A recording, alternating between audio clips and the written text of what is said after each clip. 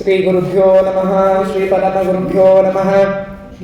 ಶ್ರೀಮದಾನಂದತೀರ್ಥ ಭಗವತ್ಪಾದಾಚಾರ್ಯ ಗುರುಭ್ಯೋ ನಮಃ. ಹರಿ ಓಂ. ಭೂಷಾರತ್ನಂ ಭುವನವಲಯಸ್ಯಾಖಿಲಶ್ಚಾರ್ಯರತ್ನಂ ಲೀಲಾರತ್ನಂ ಜಲಧಿದುಹಿತುಃ ದೇವತಾಮೌಲಿರತ್ನಂ ಚಿಂತಾರತ್ನಂ ಜಗತಿ ಭಜತಾಂ ಸತ್ಸರೋಜದ್ವಿರತ್ನಂ ಕೌಸಲ್ಯಾಯ ಲಸತು ಮಮರುನ್ಮಂಡಲೇ ಪುತ್ರರತ್ನಂ ಮಹಾವ್ಯಾಕರಣಾಂಬೋಧಿಮಂಥಮಾನಸಮಂದರಂ ಕವಯಂತಂ ರಾಮಕೀರ್ತ್ಯಾ ಹನುಮಂತಮುಪಾಸ್ಮಹೇ. ಯಸ್ಯ ವಾ ಕಾಮಧೇನುರ್ನಃ ಕಾಮಿತಾರ್ಥಾನ್ ಪ್ರಯಚ್ಛತಿ ಸೇವೇತಂ ಜಯ ಯೋಗೀಂದ್ರಂ ಕಾಮಬಾಣಚ್ಛಿದಂ ಸದಾ.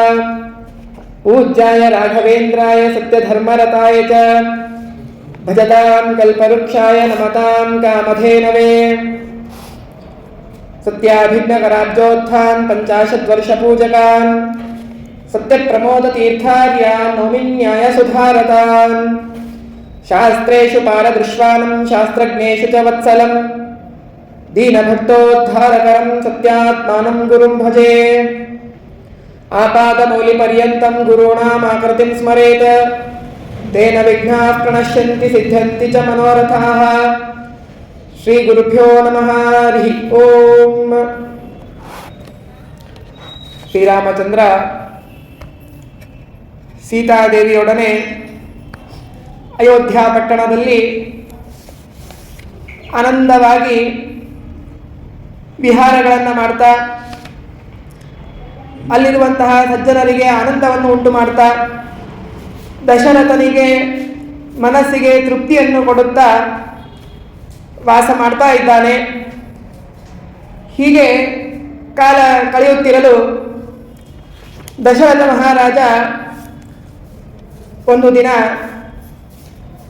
ಈ ರಾಮಚಂದ್ರನನ್ನ ಪಟ್ಟಾಭಿಷೇಕ ಮಾಡಿ ಯುವರಾಜನನ್ನಾಗಿ ಮಾಡಬೇಕು ಅನ್ನುವಂತಹ ವಿಚಾರ ಮಾಡಿದ್ದಾನೆ. ಅದಕ್ಕಾಗಿ ಸಭೆಯನ್ನು ಕರೆದ. ಸುಮಂತ್ರ ಪೂರ್ವೈರಥ ಮಂತ್ರಿ ಮುಖ್ಯೈ ಸಮ್ಮಂತ್ರ ತನ್ಮಂತ್ರ ಯುತೈಶ್ಚ ವಿಪ್ರೈ. ಎಲ್ಲ ಸುಮಂತ್ರನೇ ಮೊದಲಾದ ಎಲ್ಲ ಮಂತ್ರಿಗಳು, ಜನರು, ಆ ಸಾಮಂತ ರಾಜರು, ಹೀಗೆ ಪಟ್ಟಣದಲ್ಲಿ ಅಯೋಧ್ಯ ಪಟ್ಟಣದಲ್ಲಿ ಹಿರಿಯರನ್ನ ಎಲ್ಲ ಜನರನ್ನು ಕೂಡ ಕರೆದು ಸಭೆಯನ್ನು ಮಾಡಬೇಕು ಅನ್ನುವಂತಹ ನಿಶ್ಚಯ ಮಾಡಿದ್ದಾನೆ. ಎಲ್ಲರೂ ಬಂದಿದ್ದಾರೆ. ಬಂದಾಗ ದಶರಥ ತಾನು ಎದ್ದು ನಿಂತು ಮಗನಿಗೆ ರಾಜ್ಯವನ್ನು ಕೊಡ್ತಾ ಇದ್ದಾನೆ. ಬಹಳ ಸಂತೋಷ ಇದೆ ಮನಸ್ಸಿನಲ್ಲಿ. ಆದರೆ ಆ ಸಂತೋಷ ಆದಾಗ ಏನಂತಂದರೆ, ನಮಗೇನಾದರೂ ಬಹಳ ಸಂತೋಷ ಆಯಿತು ಅಂತಂದರೆ ಯಾವಾಗ ಮನೆಗೆ ಹೋಗ್ತೀವೋ ಮನೆಗೆ ಹೋದ ಕೂಡಲೇ ಅವರ ಪರಿಸ್ಥಿತಿ ಏನಿರುತ್ತೆ, ಅವ್ರ ಕೆಲಸ ಮಾಡಿ ಸಾಕಾಗೋಗಿರುತ್ತೆ. ಆದರೆ ನಾವು ಮಾತ್ರ ಏನಂತಂದರೆ ನಮ್ಮ ಮನಸ್ಸಿನಲ್ಲಿರೋದೆಲ್ಲ ಹೊರಗಾಗಬೇಕು. ಅದು ನಮಗೆ ಆದ ಆನಂದಕ್ಕಿಂತ ಒಂದು ಹೆಚ್ಚಾದ ಆನಂದ ಕೊಡೋದು. ಅಂದರೆ ಅಷ್ಟು ಉದ್ವೇಗ ಇರುತ್ತೆ. ಸಂತೋಷದ ವಿಷಯವನ್ನು ಹಂಚಿಕೊಳ್ಳುವುದರಲ್ಲಿ ಅಷ್ಟು ಉದ್ವೇಗ ಇರುತ್ತೆ. ಆದರೆ ಕೆಲವೊಮ್ಮೆ ಏನಾಗುತ್ತೆ ಅಂದರೆ, ಬಹಳ ಉದ್ವೇಗದಿಂದ ಮಾಡ್ತಾ ಇದ್ದಾಗ ಎದುರಿನ ಜನಕ್ಕೆ ಅನ್ಸುತ್ತೆ ಇವನೇನೋ ಸ್ವಾರ್ಥ ಇಟ್ಕೊಂಡು ಮಾಡ್ತಾ ಇದ್ದಾನೆ, ಏನಾದರೂ ಮಾಡಿ ಬೇಗ ಬೇಗ ಮಾಡಿ ಮುಗಿಸ್ಬೇಕು ಅಂತ ಇದ್ದಾನೆ ಅಂತಂದರೆ ಏನೋ ಒಳಗಡೆ ಬೇರೆ ವಿಚಾರ ಇದೆ ಅಂತ ಅನ್ಸತ್ತೆ. ಹಾಗೆ ನನ್ನ ಪ್ರಜೆಗಳಿಗೆ ಬುದ್ಧಿ ಬರಬಾರ್ದು ಅನ್ನೋದಕ್ಕಾಗಿ ನಿಗೃಹ್ಯ ವೇಗಂ ಸ್ವ ಮನೋರಥಸ್ಯ, ಆ ಉದ್ವೇಗವನ್ನು ತಡೆದು ಹಿಡಿದು ದಶರಥ ಸಭೆಯಲ್ಲಿ ಎದ್ದು ನಿಂತು ಮಾತನಾಡ್ತಾ ಇದ್ದಾನೆ. ಸುತಂ ಯುವಾನಂ ಯುವರಾಜಮೇನಂ, ರಾಮನನ್ನ ಯುವರಾಜನನ್ನಾಗಿ ಮಾಡಬೇಕನ್ನುವಂತಹ ಇಚ್ಛೆ ಇದೆ. ಹಾಗಾಗಿ ನೀವು ಜನರು ನಿಮ್ಮ ಅಭಿಪ್ರಾಯಗಳನ್ನು ತಿಳಿಸಬೇಕು ಅಂತ ಹೇಳಿ ಪ್ರಾರ್ಥನೆಯನ್ನ ಮಾಡಿದಾಗ ಒಬ್ಬ ಅಲ್ಲಲ್ಲಿರುವಂತಹ ಹಿರಿಯರು ಅವರು ಎದ್ದು ರಾಮನ ಗುಣಗಾನವನ್ನು ಮಾಡ್ತಾ ಇದ್ದಾರೆ. ರಾಮ ಹೇಗೆ ಇದ್ದಾನೆ ಅಂತಂದ್ರೆ, ಕಬ್ಬಿಣ ಇದೆ, ಆ ಕಬ್ಬಿಣಕ್ಕೆ ಹತ್ತಿರದಲ್ಲಿ ಅಯಸ್ಕಾಂತವನ್ನು ಇಟ್ಟರೆ ಸುತ್ತಲಿರುವಂತಹ ಎಲ್ಲ ಕಬ್ಬಿಣವನ್ನ ಆ ಅಯಸ್ಕಾಂತಮಣಿ ಎಳೆದುಕೊಂಡು ಬಿಡುತ್ತೆ.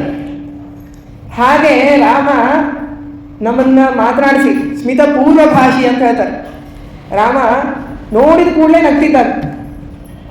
ಆಮೇಲೆ ಒಂಚೂರು ನಾವು ದೊಡ್ಡವರಾದ್ಮೇಲೆ ಏನು ಅನ್ಸ್ತಾ ಇರುತ್ತಂದ್ರೆ, ಅವರೇ ಮಾತಾಡಿಸಿಲ್ಲ, ನಾವ್ಯಾಕೆ ಮಾತಾಡಬೇಕು, ಅವ್ರು ಮೊದಲಿಗೆ ಮಾತಾಡಬೇಕಿತ್ತು, ಎಂದಿಗೂ ಇಲ್ಲ. ಪೂರ್ವಭಾಷಿ ಅವನೇ ತಾನೇ ಹೋಗಿ ಮಾತನಾಡ್ತಾ ಇದ್ದಂತೆ. ಅಂತಹ ಆ ಮಾತುಗಳೆಂಬ ಆ ಮಣಿಯಿಂದ ನಮ್ಮನ್ನೆಲ್ಲ ಏನ್ ಮಾಡಿದ್ದಾನೆ ರಾಮ, ಅವನೊಡನೆ ಕರೆದುಕೊಂಡು ಆಕರ್ಷಿತನನ್ನಾಗಿ ಮಾಡಿಬಿಟ್ಟಿದ್ದಾನೆ. ಅಷ್ಟು ಆ ರಾಮ ಗುಣಭರಿತ. ಅಣೋರಣೀಯಾನ್ ಮಹದೋ ಮಹೀಯಾನ್ ಗುರೋರ್ವರೀಯಾಂಶ್ಚ ಲಗೋರ್ಲಘೀಯಾನ್. ಶಾಸ್ತ್ರೀಯ ವಿಚಾರವನ್ನು ಹೇಳ್ತಾರೆ. ಪರಮಾತ್ಮ ಈ ರಾಮನನ್ನ ಕೇವಲ ಒಬ್ಬ ವ್ಯಕ್ತಿ ಅಂತ ಅಂದ್ಕೊಂಡಿರ್ಲಿಲ್ಲ. ಅಣೋರಣೀಯಾನ್ ಮಹತೋ ಮಹೀಯಾನ್. ಅಂತಹ ಆ ಪರಮಾತ್ಮ ರಾಮ ಹೇಗಿದ್ದಾನೆ ಅಂತಂದ್ರೆ ಗುರೋರ್ ಗರೀಯಾನ್ ಲಘೋರ್ ಲಘೀಯಾನ್. ಈ ಅಣೋರಣೀಯಾನ್ ಅನ್ನೋದನ್ನೆಲ್ಲ ನಾವು ಕೇಳಿರ್ತೀವಿ. ಅಣು, ಆಟಮ್, ಅದಕ್ಕಿಂತಲೂ ಕೂಡ ಅಣು ಆಗಿದ್ದಾನೆ, ಚಿಕ್ಕವನಾಗಿದ್ದಾನೆ. ಗುರೋರ್ ಗರೀಯಾನ್, ದೊಡ್ಡದಾಗಿರೋದಂದ್ರೆ ಆಕಾಶ, ಆ ಆಕಾಶಕ್ಕಿಂತಲೂ ಪರಮಾತ್ಮ ದೊಡ್ಡವನಿದ್ದಾನೆ. ಗ್ರಂಥಕಾರರು ನಾರಾಯಣ ಪಂಡಿತಾಚಾರ್ಯ ಹೇಳ್ತಾ ಇದ್ದಾರೆ, ಇನ್ನೂ ಒಂದು ಸ್ವಲ್ಪ ವಿಶಿಷ್ಟವಾದ ರೂಪ ಇದೆ ಪರಮಾತ್ಮನದ್ದು. ನೀವು ಪಾದರಸ ನೋಡಿರ್ತೀರ. ಅದು ಏನಂತಂದ್ರೆ ವಸ್ತು ಚಿಕ್ಕದು, ಆದರೆ ಅದಕ್ಕೆ ಭಾರ ಜಾಸ್ತಿ ಇರುತ್ತೆ. ಹತ್ತಿ ಇದೆ, ಹತ್ತಿಗೂ ಅಕ್ಕಿಗೂ ತೂಗಿದಾಗ 1 kg ಅಕ್ಕಿ ಭಾರ ಆಗತ್ತೆ, 1 kg ಹತ್ತಿಯಲ್ಲಿ ಭಾರ ಇರಲ್ಲ. ಅಂದ್ರೆ ಹೆಚ್ಚಾದ ಪದಾರ್ಥ, ಆದರೆ ಅದರಲ್ಲಿ ಭಾರ ಇಲ್ಲ. ಹೀಗಿರುವಂತಹ ಪದಾರ್ಥಗಳಿದೆ. ಹೇಗೋ ಹಾಗೆ ಈ ರಾಮನು ಕೂಡ ಏನಂತಂದ್ರೆ ಅವನು ಚಿಕ್ಕವನಾಗಿದ್ರೂ ಕೂಡ ಅವನು ಭಾರೀ ಮಹತ್ತರವಾದ ಒಂದು ವ್ಯಕ್ತಿತ್ವವುಳ್ಳವನಾಗಿದ್ದಾನೆ. ಇದು ಒಂದು ರಾಮನ ಗುಣ. ಇದನ್ನೇ ಶ್ರೀಮದಾಚಾರ್ಯರು ಭಗವಂತನಲ್ಲಿ ಇದೆ ಅಂತನ್ನೋದಕ್ಕಾಗಿ ತಮ್ಮಲ್ಲಿ ಇರೋ ಗುಣವನ್ನು ತೋರಿಸಿ ನಮಗೆ ಭಗವಂತನಲ್ಲಿ ಇರಬಹುದು ಅನ್ನೋದನ್ನು ತೋರಿಸಿದ್ದಾರೆ. ನಾರಶಾದಲ್ಲಿ ಆ ನರಸಿಂಹದೇವರ ದೇವಸ್ಥಾನದಲ್ಲಿ ಆ ಮಧ್ವಾಚಾರ್ಯರನ್ನ ಶಿಷ್ಯರು ಸುಮ್ಮನೆ ಯುದ್ಧ ಮಾಡೋದಕ್ಕಾಗಿ ಬಂದ್ರದು. ಒಂದೇ ಒಂದು ಹೆಬ್ಬೆಟ್ಟನ್ನು ಇಟ್ಟು ಎತ್ತುವುದಕ್ಕೆ ಹೇಳಿದ್ರು ಶಿಷ್ಯರಿಗೆ. ಎಷ್ಟೆಲ್ಲ ಪ್ರಯತ್ನ ಮಾಡಿದ್ರು ಎತ್ತಲಿಕ್ಕೆ ಆಗಲಿಲ್ಲ. ಒಂದೇ ಹೆಬ್ಬೆಟ್ಟು, ಸಣ್ಣದಾಗಿರೋದು, ಆದರೆ ಅದರಲ್ಲಿ ಎಷ್ಟೊಂದು ಭಾರ ಬಂತು. ಹಾಗೆ ಪುಟ್ಟ ಬಾಲಕನ ಮೇಲೆ ಕುಳಿತು ಆ ಗುಡಿಯಲ್ಲಿ ಪ್ರದಕ್ಷಿಣೆ ಮಾಡಿದ್ರು. ಪದಾರ್ಥ ದೊಡ್ಡದು, ಶ್ರೀಮದ್ ಆಚಾರ್ಯರೇ ಅವರ ಮೇಲೆ ಕುಳಿತಿದ್ದಾರೆ, ಆದರೆ ಭಾರ ಇಲ್ಲ, ಹತ್ತಿ ಅಂತೆ. ಹಾಗೆ ಇಲ್ಲಿ ಪರಮಾತ್ಮ ರಾಮನು ಕೂಡ ಹೀಗೆ ಇದ್ದಾನೆ ಅಂತನ್ನೋದನ್ನೆಲ್ಲ ಹೇಳಿದ್ದಾರೆ. ಆ ಚಂದ್ರನಿಗೂ ಕೂಡ ಕೆಲವೊಂದು ದೋಷಗಳಿದೆ. 15ನೇ ದಿನ ಚಂದ್ರ ಬೆಳಬಹುದು. ಕೃಷ್ಣ ಪಕ್ಷದಲ್ಲಿ ಚಂದ್ರನನ್ನು ಹುಡುಕಿದ್ರೆ ಸಿಗುವುದಿಲ್ಲ. ಆದರೆ ನಮ್ಮ ರಾಮ ಎರಡೂ ಪಕ್ಷಗಳಲ್ಲಿಯೂ ಕೂಡ ಯಾವಾಗಲೂ ಕೂಡ ನಿಷ್ಕಲಂಕನಾಗಿ ರಾಮ ಜಗತ್ತಿನಲ್ಲಿ ಉದಯಿಸ್ತಾ ಇದ್ದಾನೆ. ನಿಷ್ಪಕ್ಷಪಾತನಾಗಿದ್ದಾನೆ ರಾಮ ಅಂತ ಹೇಳಿ ಕೊಂಡಾಡ್ತಾ ಇದ್ದಾರೆ. ರಾಮನಿಗೆ ರಾಮಸ್ಯ ಸರ್ವೇ ಪ್ರತಿಬಿಂಬಭೂತಾಃ. ಬ್ರಹ್ಮದೇವರಿಗೆ 3 ಲೋಕದ ಆಧಿಪತ್ಯ ಇದೆ, ಜಗತ್ತಿನ ಅಧಿಪತಿಯಾಗಿದ್ದಾರೆ. ಆ ಆಧಿಪತ್ಯವು ಕೂಡ ಏನಂತಂದ್ರೆ ಈ ನಮ್ಮ ರಾಮನಿಂದಲೇ ಬಂದಿರೋದು. ಹೀಗೆ ರಾಮಸ್ಯ ಸರ್ವೇ ಪ್ರತಿಬಿಂಬಭೂತಾಃ ಅಂತ ಹೇಳಿ ಎಲ್ಲ ವರ್ಣನೆಯನ್ನು ಮಾಡ್ತಾರೆ. ಗುಣವನ್ನ ಗ್ರಹಣ ಮಾಡುವಂತಹ ಎಲ್ಲ ವ್ಯಕ್ತಿಗಳೇನು ಮಾಡಿದ್ರು ಅಂತಂದ್ರೆ ಕಾಮ, ಭಾರೀ ಸೌಂದರ್ಯ ಬೇಕು ಅಂತ ಹೇಳಿ ಅಪೇಕ್ಷಿಸಿಕೊಂಡು ನಾವೆಲ್ಲ ಅದೇನೇನೋ ಹಚ್ಕೋತೀವಲ್ಲ, ಹಾಗೆ ಏನಂತಂದ್ರೆ ಈ ರಾಮನ ಎದುರುಗಡೆ ಬಂದು ಕಾಂತಿಯುಕ್ತನಾಗಬೇಕು ಅಂತ ಹೇಗಾಗಬೇಕು ಅನ್ನೋದನ್ನ ರಾಮನನ್ನು ನೋಡಿ ಕಲಿತಾರೆ. ಚಂದ್ರ ಶೀತಲವಾಗಿರ್ತಾನೆ, ತಂಪಾಗಿರ್ತಾನೆ. ಎಂತಹದ್ದೇ ಪ್ರಸಂಗ ಬಂದರೂ ಕೂಡ ಶಾಂತ ಮನಸ್ಕನಾಗಿರಬೇಕು. ಮುಂದೆ ಬರುವಂತಹ ಪ್ರಸಂಗಗಳಲ್ಲಿ ರಾಮನು ಪೂರ್ಣ ಶಾಂತನಾಗಿದ್ದ, ಯಾವುದೇ ವಿಕಾರ ಆಗಿರಲಿಲ್ಲ. ಹಾಗೆ ಶಾಂತತೆಯನ್ನ ಹೇಗೆ ಪಡೆದುಕೊಳ್ಳಬೇಕು ಅಂತ ಹೇಳಿ ಚಂದ್ರ ರಾಮನಿಂದ ಕಲಿತಾನೆ. ಹೀಗೆ ಭೂಮಿ ನಮ್ಮನ್ನ ಕ್ಷಮಾಗುಣವುಳ್ಳಂತಹದ್ದು ಭೂಮಿ. ಎಲ್ಲ ರೀತಿಯಾಗಿರುವಂತಹ ಅಪರಾಧವನ್ನು ನಾವು ಇದೇ ಭೂಮಿ ಮೇಲೆ ನಿಂತು ಮಾಡ್ತೀವಿ, ಅದೆಲ್ಲವನ್ನೂ ಕೂಡ ಕ್ಷಮೆ ಮಾಡ್ತಾಳೆ. ಯಾಕೆ ಅಂತಂದ್ರೆ ಈ ಕ್ಷಮಾಗುಣವು ಕೂಡ ಭೂಮಿಗೆ ಬಂದಿತ್ತು ಎಲ್ಲಿಂದ ಅಂದ್ರೆ ರಾಮನಿಂದ ಬಂತು. ಹೀಗೆಲ್ಲರೂ ಕೂಡ ಏನಂತಂದ್ರೆ ಈ ರಾಮನನ್ನ ನೋಡಿ ಅವರು ಗುಣವನ್ನ ಸಂಪಾದನೆ ಮಾಡಿದ್ದಾರೆ. ಅಷ್ಟು ಗುಣಭರಿತನಾಗಿದ್ದಾನೆ ಶ್ರೀರಾಮಚಂದ್ರ ಅಂತ ಹೇಳಿ ಗುಣಗಾನವನ್ನ ಮಾಡ್ತಾ ಇದ್ದಾರೆ. ಪ್ರಾಪ್ನೋತು ಕಾಮಾನ್ ನನು ಸತ್ಯ ಕಾಮಃ. ನಿನ್ನೆ ಮೊನ್ನೆ ಎಲ್ಲ ನಾವು ಕೇಳಿದ್ವಿ, ವಸಿಷ್ಠರಿಗೆ ವಿಶ್ವಾಮಿತ್ರರಿಗೆ ಕಾಮ ಕ್ರೋಧ ಲೋಭಗಳು ಇರಲಿಲ್ಲ ಅಂತ. ಯಾಕೆ ಇರಲಿಲ್ಲ ಅಂತ ಅನ್ನೋದನ್ನ ರಾಮನನ್ನ ಸ್ತೋತ್ರ ಮಾಡುವುದರ ಮೂಲಕವಾಗಿ ತಿಳಿಸ್ತಾ ಇದ್ದಾರೆ. ನಮಗೆ ಕಾಮ ಇದೆ. ಯಾಕೆ ಕಾಮ ಇದೆ ಅಂತಂದ್ರೆ ನಮಗೆ ವಿಷಯಗಳ ಸಂಘ ಆಗುತ್ತೆ. ನಾವು ಹಿಂದಿನ ಕಾಲದಲ್ಲಿ ಅಷ್ಟೊಂದು ವಿಷಯಗಳು ಸಂಬಂಧ ಆಗ್ತಿರ್ಲಿಲ್ಲ. ಈಗ ಏನಂತಂದ್ರೆ ನಾವು ಇಲ್ಲಿಂದ ಮನೆಗೆ ಹೋಗಬೇಕು, ಮನೆಯಿಂದ ಇಲ್ಲಿಗೆ ಬರಬೇಕಾದ್ರೆ 100 ವಿಷಯಗಳು ಸಿಗತ್ತೆ. ಮಧ್ಯೆ ಬರಬೇಕಾದಾಗ ಅನೇಕ ಪದಾರ್ಥಗಳನ್ನು ನೋಡ್ತೀವಿ, ಆಕರ್ಷಣೆ ಮಾಡುವಂತಹ ಅನೇಕ ಪದಾರ್ಥಗಳನ್ನು ನೋಡ್ತೀವಿ. ಆ ಪದಾರ್ಥಗಳ ಸಂಘ ಆಗತ್ತೆ, ಸಂಬಂಧ ಆಗತ್ತೆ, ಕಣ್ಣಿಗೆ ಬೀಳತ್ತೆ, ಕಿವಿಗೆ ಕೇಳತ್ತೆ, ಮೂಗಿಗೆ ವಾಸನೆ ಬರುತ್ತೆ. ಅದರಿಂದ ಏನಾಯಿತು ಅಂತಂದ್ರೆ ಕಾಮ ಹುಟ್ಟತ್ತೆ. ಸಂಗಾತ್ ಸಂಜಾಯತೆ ಕಾಮ. ಹಾಗಾಗಿ ಏನಂತಂದ್ರೆ ಈ ರೀತಿಯಾದ ಅವನು ಪೂರ್ಣ ಕಾಮ. ನಮಗೂ ರಾಮನಿಗೂ ಇರೋ ವ್ಯತ್ಯಾಸವನ್ನು ತಿಳಿಸ್ತಾ ಇದ್ದಾರೆ. ಅವನಿಗೆ ಇದನ್ನು ನೋಡಿದಾಗ ಇದನ್ನು ಅನುಭವಿಸಬೇಕು ಅಂತ ಅನ್ಸೋದೇ ಇಲ್ಲ. ಯಾಕಂತಂದ್ರೆ ಅವನು ಎಲ್ಲವನ್ನೂ ಕೂಡ ಅನುಭವಿಸ್ತಾ ಇರ್ತಾನೆ. ಹಾಗಾಗಿ ಅವನಿಗೆ ಅದರ ಬಗ್ಗೆ ಅಪೇಕ್ಷೆನೇ ಹುಟ್ಟುವುದಿಲ್ಲ, ಕಾಮನೇ ಹುಟ್ಟುವುದಿಲ್ಲ. ನಮಗೇನಂತಂದ್ರೆ ಬೇಡ ಅದನ್ನೆಲ್ಲ ನೋಡ್ತೀವಿ, ಅದೆಲ್ಲವನ್ನು ಕೂಡ ಬೇಕು ಬೇಕು ಬೇಕು ಅನ್ಕೊಂಡು ಕೊಡ್ತೀವಿ. ಹಾಗಾಗಿ ನಮ್ಮಲ್ಲಿ ಕಾಮ ಬಂದು ಹೋಗ್ತೀವಿ. ಕಾಮ ಹೀಗೆ ಕಾಮರಹಿತನಾಗಿದ್ದಾನೆ ರಾಮ. ಕ್ರೋಧ, ಈ ಕಾಮ ಬಂತು ಅಂದ್ರೆ ಕ್ರೋಧ ಬರೋದು ಫಿಕ್ಸ್. ಯಾಕೆ ಅಂತಂದ್ರೆ ನನ್ನ ಹತ್ತಿರ ಅಷ್ಟು ಸ್ವಾತಂತ್ರ್ಯ ಇಲ್ಲ. ಯಾವುದೋ ಒಳ್ಳೆಯ ಗಾಡಿಯನ್ನು ನೋಡಿದೆ, ಬೇಕು ಅಂತ ಅನಿಸ್ತು, ಕೋಟಿ ಬೆಲೆ ಬಾಳತ್ತದ, ನಾನು ಅಂದುಕೊಂಡಿರುವಂತಹ ಪದಾರ್ಥ ನನಗೆ ಸಿಗಲಿಲ್ಲ ಅಂತ ಆದರೆ ಕ್ರೋಧ ಬರುತ್ತೆ. ಆದರೆ ರಾಮನಿಗೆ ಕ್ರೋಧ ಬರುವ ಪ್ರಸಂಗನೇ ಇಲ್ಲ. ಪ್ರಿಯವಾದದ್ದು ಸಿಕ್ಕಿಲ್ಲ ಅಂತಾದ್ರೆ ಕ್ರೋಧ ಬರಬೇಕು, ಸಿಟ್ಟು ಬರಬೇಕು. ಅವನಿಗೆಲ್ಲವೂ ಕೂಡ ಯಾವಾಗಲೂ ಕೂಡ ಸಿಗ್ತಾನೆ ಇರುತ್ತೆ. ಹಾಗಾಗಿ ಕ್ರೋಧ ರೂಪ ಗುಣನೂ ರಾಮನಲ್ಲಿ ಇಲ್ಲ. ನಾವು ಇಲ್ಲಿ ಅದನ್ನು ಹಾಗಾಗಿ ತಿಳ್ಕೊತ ಹೋಗ್ಬೇಕು. ಹಾಗಾಗಿ ನಾವು ಯಾವುದಾವುದನ್ನು ಬಯಸಿ ಅದಕ್ಕೆ ಸಿಟ್ಟು ಮಾಡಿಕೊಳ್ಳುವಂತಹ ಪ್ರಸಂಗಗಳನ್ನು ನಾವು ತರ್ಕೋಬಾರ್ದು ಅನ್ನೋದನ್ನ ಇಲ್ಲಿ ತಿಳಿಸ್ತಾ ಇದ್ದಾರೆ. ಲೋಭ, ಕಾಮ, ಕ್ರೋಧ, ಲೋಭ ಪರಮಾತ್ಮನಿಗೆ ಇಲ್ಲ. ರಾಮೇನ ಲೋಭೋ ಲಭತೇವಕಾಶಂ. ರಾಮ ಎಂಥವನು ಅಂತಂದ್ರೆ ಏನಾದರೂ ಬೇಕು ಅಂತ ಕೇಳಿದ್ರೆ ಮುಂದೆ ಕೇಳ್ತೀವನೆ, ಇಲ್ಲಪ್ಪ ನೀನು ರಾಜ್ಯ ಆಳಬೇಡ, ವನಕ್ಕೆ ಹೋಗು ಅಂತಂದ್ರೆ ಒಂದೇ ಒಂದು ಮಾತಿನಲ್ಲಿ ಹೊರಟೇ ಬಿಟ್ಟ. ಅಷ್ಟು ಉದಾರ ಮನಸ್ಕ. ನಿನ್ನನ್ನು ನೀನು ಕೊಡು ಅಂತ ಕೇಳಿದ್ರೆ ತನ್ನನ್ನೇ ತಾನು ಅರ್ಪಿಸುವಂತಹ ಮಹಾ ಉದಾರಿಯಾದ ರಾಮನಿಗೆ ಆ ಲೋಭ ಎಲ್ಲಿಂದ ಬರಲಿಕ್ಕೆ ಸಾಧ್ಯ? ಲೋಭ ಯಾರಿಗೆ ಬರುತ್ತೆ? ಯಾರಿಗೆ ಇದು ನನ್ನ ಹತ್ರನೇ ಇರಬೇಕು. ಒಂದು ಸಣ್ಣ ವಸ್ತು ಇರುತ್ತೆ, ಏನೋ ಒಂದು ಸಣ್ಣ ಕೂಸು ಬಂದು ಕೇಳಿದ್ರು ಕೂಡ ಕೊಡೋಲ್ಲ ನಾವು. ಯಾಕಂದ್ರೆ ನನ್ನ ಹತ್ರ ಬೇಕು, ನನಗೆ ಬೇಕದು, ಅದನ್ನು ನಾನು ಇಟ್ಕೋತೀನೋ, ಅದನ್ನು ಉಪಭೋಗಿಸ್ತೀನೋ, ಅದು ಬೇಕಾಗಿಲ್ಲ, ಆದರೆ ನನ್ನ ಹತ್ರ ಇರಬೇಕು. ಹೀಗೆ ಅಂಥವರಲ್ಲಿ ಲೋಭ ಇರುತ್ತೆ. ಆದರೆ ಉದಾರ ಮನಸ್ಕರಾದರೆ ಲೋಭ ಇರುವುದಿಲ್ಲ. ಉದಾರಿಗಳಾಗಬೇಕು ಅಂತನ್ನೋದನ್ನ ರಾಮ ತಿಳಿಸ್ತಾ ಇದ್ದಾನೆ. ಅದಾದ ಮೇಲೆ ಮೋಹ ಅಂತಂದ್ರೆ ತಪ್ಪಾಗಿ ತಿಳಿದುಕೊಳ್ಳೋದು. ಭಗವಂತನ ಪಾದ ದರ್ಶನ ಆದರೇನೆ ಅಂಧಕಾರ ಅಜ್ಞಾನ ಎಲ್ಲ ನಾಶವಾಗಿ ಹೋಗ್ತಾ ಇರುವಾಗ ಪರಮಾತ್ಮನಲ್ಲಿ ಮೋಹಕ್ಕೆ ಪ್ರಸಕ್ತಿಯೇ ಇಲ್ಲ ಅಂದ ಮೇಲೆ ಆ ಪರಮಾತ್ಮನಲ್ಲಿ ಮೋಹ ರೂಪವಾದ ದೋಷ ಹೇಗೆ ಇರ್ಲಿಕ್ಕೆ ಸಾಧ್ಯನೇ ಇಲ್ಲ ಅಂತ ಹೇಳಿ ಅದನ್ನ ನಿರ್ಮೋಹನಾಗಿದ್ದಾನೆ ಅಂತನ್ನೋದನ್ನ ಕೊಂಡಾಡಿದ್ದಾರೆ. ಆಮೇಲೆ ದೊಡ್ಡದಾಗಿರೋದೇನೆಂದ್ರೆ ಅಹಂಕಾರ ಅಂತಂದ್ರೆ ಏನು?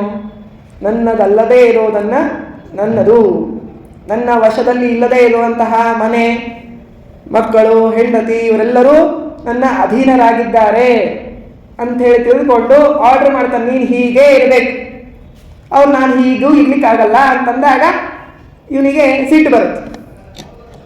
ನನ್ನ ಅಧೀನವಲ್ಲ, ನಾನು ಅನಾಥ, ನಿಮಿತ್ತಾಂತರದಿಂದ ನಾನು ಇವಳಿಗೆ ಗಂಡನಾಗಿದ್ದೇನೆ ಅಂತ ಹೇಳಿ ಭಗವಂತ ನಮ್ಮ ಮೇಲೆ ಅದನ್ನು ಕೊಟ್ಟಿದ್ದಾನೆ, ನಮ್ಮ ಮೇಲೆ ಕರುಣೆ ಮಾಡಿ ತೋರಿಸಿದ್ದಾನೆ. ಅದಕ್ಕೆ ಅನುಗುಣವಾಗಿ ನಮ್ಮ ವರ್ತನೆ ಇರಬೇಕು ಅಂತ ಹೇಳಿ ನಾವು ಇದ್ದರೆ ನಾವು ಅಹಂಕಾರದಿಂದ ಮುಕ್ತರಾಗಬಹುದು. ಆದರೆ ಪರಮಾತ್ಮನಿಗೆ ಪ್ರಸಕ್ತಿ ಇಲ್ಲ. ಅವನು ಜಗನ್ನಾಥನಾಗಿರೋನಿಗೆ ಅವನಿಗೆ ಇದು ನನ್ನದು, ಎಲ್ಲವೂ ಅವನದೇ. ಹಾಗಾಗಿ ಅವನಿಗೆ ಅಹಂಕಾರದ ಪ್ರಸಕ್ತಿಯೂ ಇಲ್ಲ. ಆಮೇಲೆ ಮಾತ್ಸರ್ಯ, ನ ಮತ್ವಶೋ ಅಸಾವಿಧಿ, ಯಾವುದು ನನ್ನ ಅಧೀನವಿರುವುದಿಲ್ಲವೋ. ಅಯ್ಯೋ, ಮೊನ್ನೆ ಪಕ್ಕದ ಮನೆಯವರು ಭಾರಿ ಒಳ್ಳೆ ನೆಕ್ಲೆಸ್ ತೊಗೊಂಡ್ಬಿಟ್ಟಿದ್ದಾರೆ, ಅಂಥ ನೆಕ್ಲೆಸ್ ಎಲ್ಲ ಕಡೆ ಹುಡುಕಿದೆ, ಸಿಗಲೇ ಇಲ್ಲ, ಏನಾದರೂ ಮಾಡಿ ಅಂಥ ನೆಕ್ಲೆಸ್ನ ಪಡ್ಕೊಳ್ಳೇಬೇಕು ಅಂಥೇಳಿ ಏನು ಮಾತ್ಸರ್ಯ ಇರುತ್ತಲ್ಲ, ಇದು ಮಾತ್ಸರ್ಯ ಬರೋದು ಯಾವುದರಿಂದ ಅಂತಂದರೆ ಆ ವಸ್ತು ನನ್ನಲ್ಲಿ ಇಲ್ಲ ಅಂತಹ ಬುದ್ಧಿಗಳನ್ನು ನಾವು ಬಿಡಬೇಕು ಅನ್ನೋದನ್ನ ಆಚಾರ್ಯರು ಹೇಳ್ತಾರೆ. ಯಾವ ಗುಣಗಳನ್ನು ನೋಡಿ, ಯಾವ ವಸ್ತುವನ್ನು ನೋಡಿ ನಾವು ಮಾತ್ಸರ್ಯವನ್ನು ಪಡ್ತೀವೋ ಆ ವಸ್ತು, ಆ ಗುಣ ಅಕಸ್ಮಾತ್ ಏನಾದರೂ ನಮಗೆ ಭವಿಷ್ಯದಲ್ಲಿ ಸಿಗುವುದಿತ್ತು ಅಂತಂದರೆ ಅದು ಸಿಗುವುದಿಲ್ಲ. ಮಾತ್ಸರ್ಯವನ್ನು ಪಟ್ಟಿರೋದಕ್ಕಾಗಿ ಉದಾಹರಣೆಗೆ ನಾವು ಭಾರಿ ಭಾಗ್ಯವಂತರು, ಕೋಟ್ಯಾಧೀಶ್ವರರಾಗುವಂತಹ ಯೋಗ ಇನ್ನೊಂದು 5 ವರ್ಷಕ್ಕೆ ಬರೋದಿರತ್ತೆ. ಇನ್ನೊಬ್ಬ ಕೋಟ್ಯಾಧೀಶ್ವರನನ್ನು ನೋಡಿ ಅಯ್ಯೋ ಅವನಲ್ಲಿ ಅಷ್ಟೊಂದು ದುಡ್ಡಿದೆ ಅಲ್ಲಪ್ಪ ಅಂಥೇಳಿ ಹೊಟ್ಟೆ ಕಿಚ್ಚು ಪಡ್ಕೊಂಡ್ರೆ ನಮಗೆ ಬರುವಂತಹ ಧನ ಹೋಗಿಬಿಡುತ್ತೆ. ಹಾಗಾಗಿ ಮಾತ್ಸರ್ಯವನ್ನು ಮಾಡಬಾರದು ಅಂಥೇಳಿ ಹೇಳ್ತಾರೆ. ಹೀಗೆ ಅನೇಕ ಈ ದೋಷಗಳಂತೆ ಏನಿದೆ ಆ ಎಲ್ಲ ದೋಷಗಳಿಂದ ಮುಕ್ತನಾಗಿದ್ದಾನೆ, ಅನಂತ ಗುಣ ಪರಿಪೂರ್ಣನಾಗಿದ್ದಾನೆ. ಅಂತಹ ಆ ರಾಮಚಂದ್ರನದ್ದೇ ಈ ರಾಜ್ಯ. ಈ ಭೂಮಿ ಇವೆಲ್ಲವೂ ಕೂಡ ಅವನದ್ದೇ. ಹಾಗಾಗಿ ನೀನು ದಶರಥ, ನೀನೇನು ದಾನ ಮಾಡಬೇಕು, ಕೊಡಬೇಕು, ಯೌವರಾಜ್ಯವನ್ನು ಕೊಡಬೇಕು, ಪಟ್ಟಾಭಿಷೇಕವನ್ನು ಮಾಡ್ಬೇಕು ಅನ್ಕೊಂಡಿದೆಯಲ್ಲ, ಅದು ಯೋಗ್ಯವೇ ಆಗಿದೆ. ತ್ವಯೋಪಮುಕ್ತ ಸೃಗಂಧ ವಾಸೋಲಂಕಾರ ಚರ್ಚಿತಾ ಉಚ್ಚಿಷ್ಟ ಭೋಜಿನೋ ದಾಸಾಹ. ಅವನೇ ಕೊಟ್ಟಿರೋದು, ಅವನ ಅನುಗ್ರಹದಿಂದ, ಅವನ ಕೃಪೆಯಿಂದ ನೀನು ಇಷ್ಟು ದಿವಸ ರಾಜ್ಯವನ್ನು ಆಳಿದ್ದೀಯಾ.